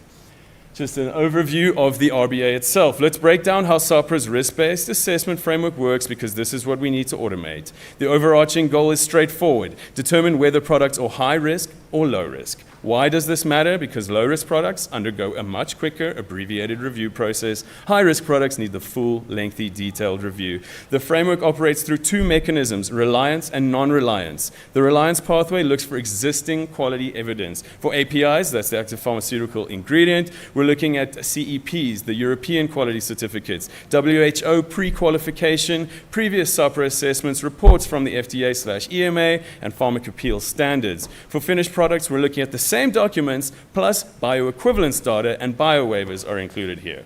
Here's the critical point. If reliance can be established at this stage, you're essentially done with the risk classification. You can determine right then whether it's high or low risk. The product isn't automatically low risk just because you have reliance documents, but assessors have enough trusted information to make a high or low risk determination quickly. But if you can't establish reliance, if those documents don't exist or aren't available, then you move to the non-reliance pathway. For the API, things like solubility or BCS class, that's how easily the API is absorbed into the bloodstream. Hygroscopicity, micronization, micronized APIs are absorbed much more easily. All of these factors affect the risk level of the API. Polymorphism, different forms can have completely different characteristics. API load and therapeutic index, these are the factors that affect the risk level of the API. For the finished product, the dosage form, manufacturing complexity, composition versus reference product, excipients, container closure system, and bioequivalence. All of these factors affect the risk level of the finished product. Each factor is scored from 1 to 5, low to high risk, and from all of the scoring, the final risk classification is calculated. Now imagine you're a reviewer. You must manually extract this information from thousands of documents, score each criterion for each API, for each manufacturer, for every application. It's incredibly labor intensive. So the question that was asked of us was this: can we use AI to automate this risk-based assessment process? And that is exactly what we built. To show you how we did it, we need to briefly talk about the state of AI and why certain technical decisions had to be made. Okay. This is a GPU, as you all know, a graphics processing unit, and that is what the entire AI industry is built on today. Why? A typical CPU, like in your PC, has between 8 to maybe 32 cores, all performing calculations one at a time. A GPU, a single GPU has nearly 20,000 cores performing thousands of calculations. Okay? AI works by converting words and concepts into numbers through embeddings, then using what's called matrix multiplication to embed those concepts into a multi-dimensional feature space, hundreds or even thousands of dimensions. Quite incredible. GPUs excel at this because AI requires performing thousands of these calculations all at once, and that's why they're so essential for modern AI.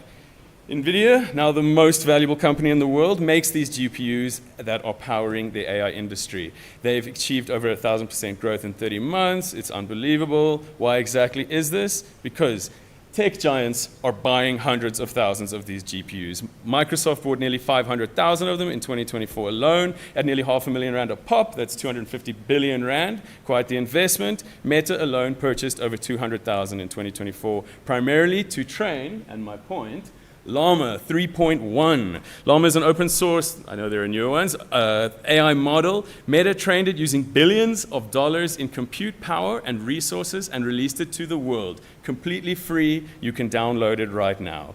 All right? Llama 3.1 matches or beats GPT-4 on several key benchmarks, general knowledge, coding ability, maths benchmarks. The list goes on. It's extremely competitive and beats, in many cases, paid commercial models like ChatGPT. Now, why does this matter to you? Why am I telling you all this? Because Llama is open source. We can run it, what's known as locally, which you are all familiar with. Locally means you can run it on your own computer, laptop, server, you name it, without ever sending your data to anyone. You can literally run it without being connected to the internet at all. All right? This solves an extremely critical problem, never sending confidential pharmaceutical data to third-party API companies. You can run Llama on your own infrastructure at Cygenics or at your own in-house service or on the cloud. The data never ever leaves your control in any way. Confidential pharmaceutical dossiers are never sent to OpenAI, Microsoft, or any third party. They're never used to train public models. Your manufacturing processes, proprietary formulations, and trade secrets remain completely secure. For pharmaceutical regulatory work, this isn't a nice to have, it's absolutely essential. If I had to choose any one aspect, this capability is what makes Lexi so powerful. Next, let me show you how we built it, all right? Okay. Lexi, first, OCR, that's optical character recognition. This converts the documents into a machine-readable format. We're talking old scanned documents, PDFs, tables, figures, everything gets digitized. Next, the smart retriever. AI models have what's known as a context window, so you can't just dump 20,000 pages into a model all at once. It overloads the AI's context window. It's like trying to copy and paste a whole book into ChatGPT. The smart retriever is like a filter. It extracts only the relevant sections of the dossier needed for each aspect or question. Next, we built web scrapers or agents, another buzzword today. Agents automatically navigate to specific websites and retrieve specific data. Examples include the EDQM website for CEPs, drugbank.com for narrow therapeutic index drugs, the WHO for pre-qualified APIs, etc. The agents navigate to these websites, retrieve the necessary information, and return it to the AI model, all completely automatically. Next up, RAG, Retrieval Augmented Generation. This is us giving the AI all the information we've collected so far, enabling it to answer questions about documents it was never trained on. It's like letting the AI study the documents before writing the exam, instead of just relying on the model's general knowledge, so to speak. Finally, another buzzword, prompt engineering. We crafted a specific question for each criterion. An example of good prompt would be, remember this is basically us talking to the AI, according to the provided documents, is the API micronized? If so, are the specifications included?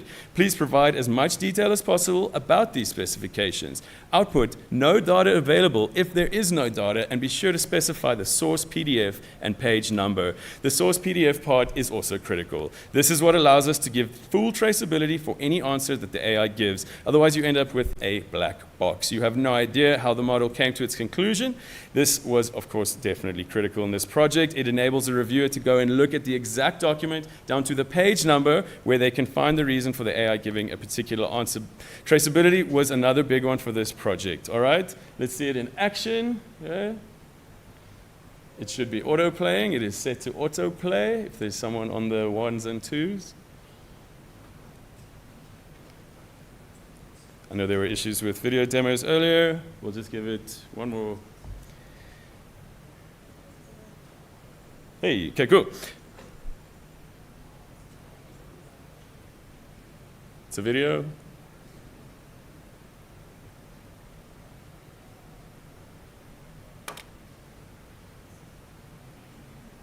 I'm gonna move on. Okay.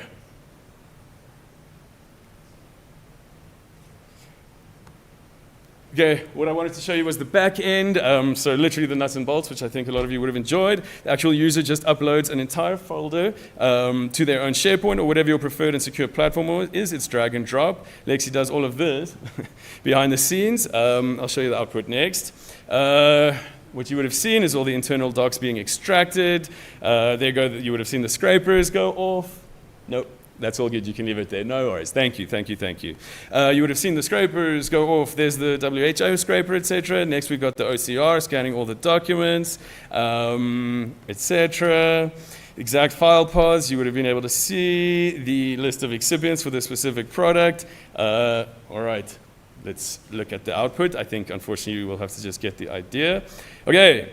What we have here is, boom, thousands of pages of documents boiled down to just these 3 pages. Or if you really want, just the table on that first page. All right, high or low risk. The score for each criteria, and on the following 2 pages, the reasons, traceability, and file path, etc. behind every answer.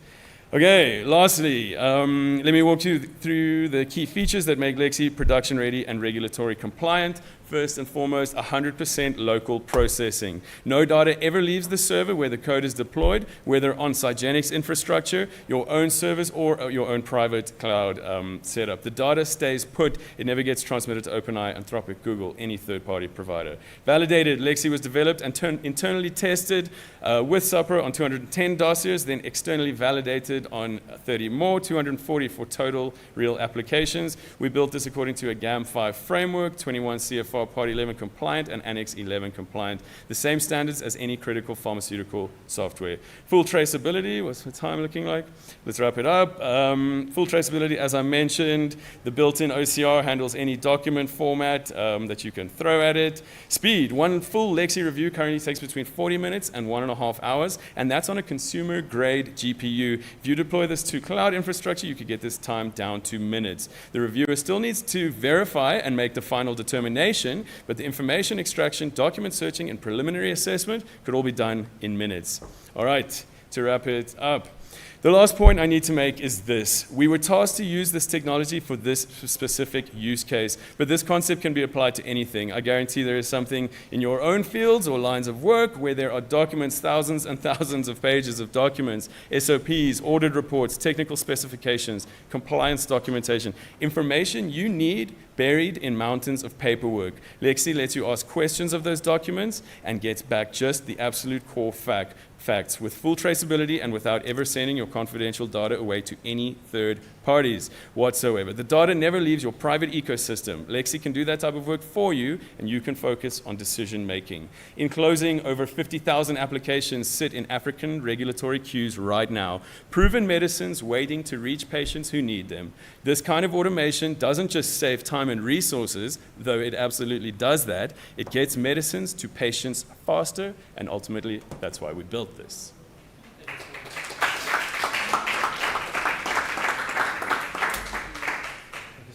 What a pleasure, thank you. Yeah, really quick. A quick one. Yeah, just out of curiosity, I noticed you have OCR fed into LLM. Have you ever experimented using LLM that has image processing and so on? Like a VLM, like a vision model? Like Quen Omni or something? Yeah, spot on, like Quen Omni for anyone who's listening. We did not look into that for this project. When this project started, that technology was still in its infancy. And again, the fact that it needed to be run locally meant that that was a constraint, whereas nowadays that's much more easily doable. So to answer that question, not for this project, but we have used it since then on other projects, yes. Now that technology is sort of more readily available. Love it. Great question. Awesome. Thank you so much. Thank you. Thank you for sticking around. We're taking a small coffee break, and then we will continue with the keynote in the main room. Thank you so much, guys. Thank you very much.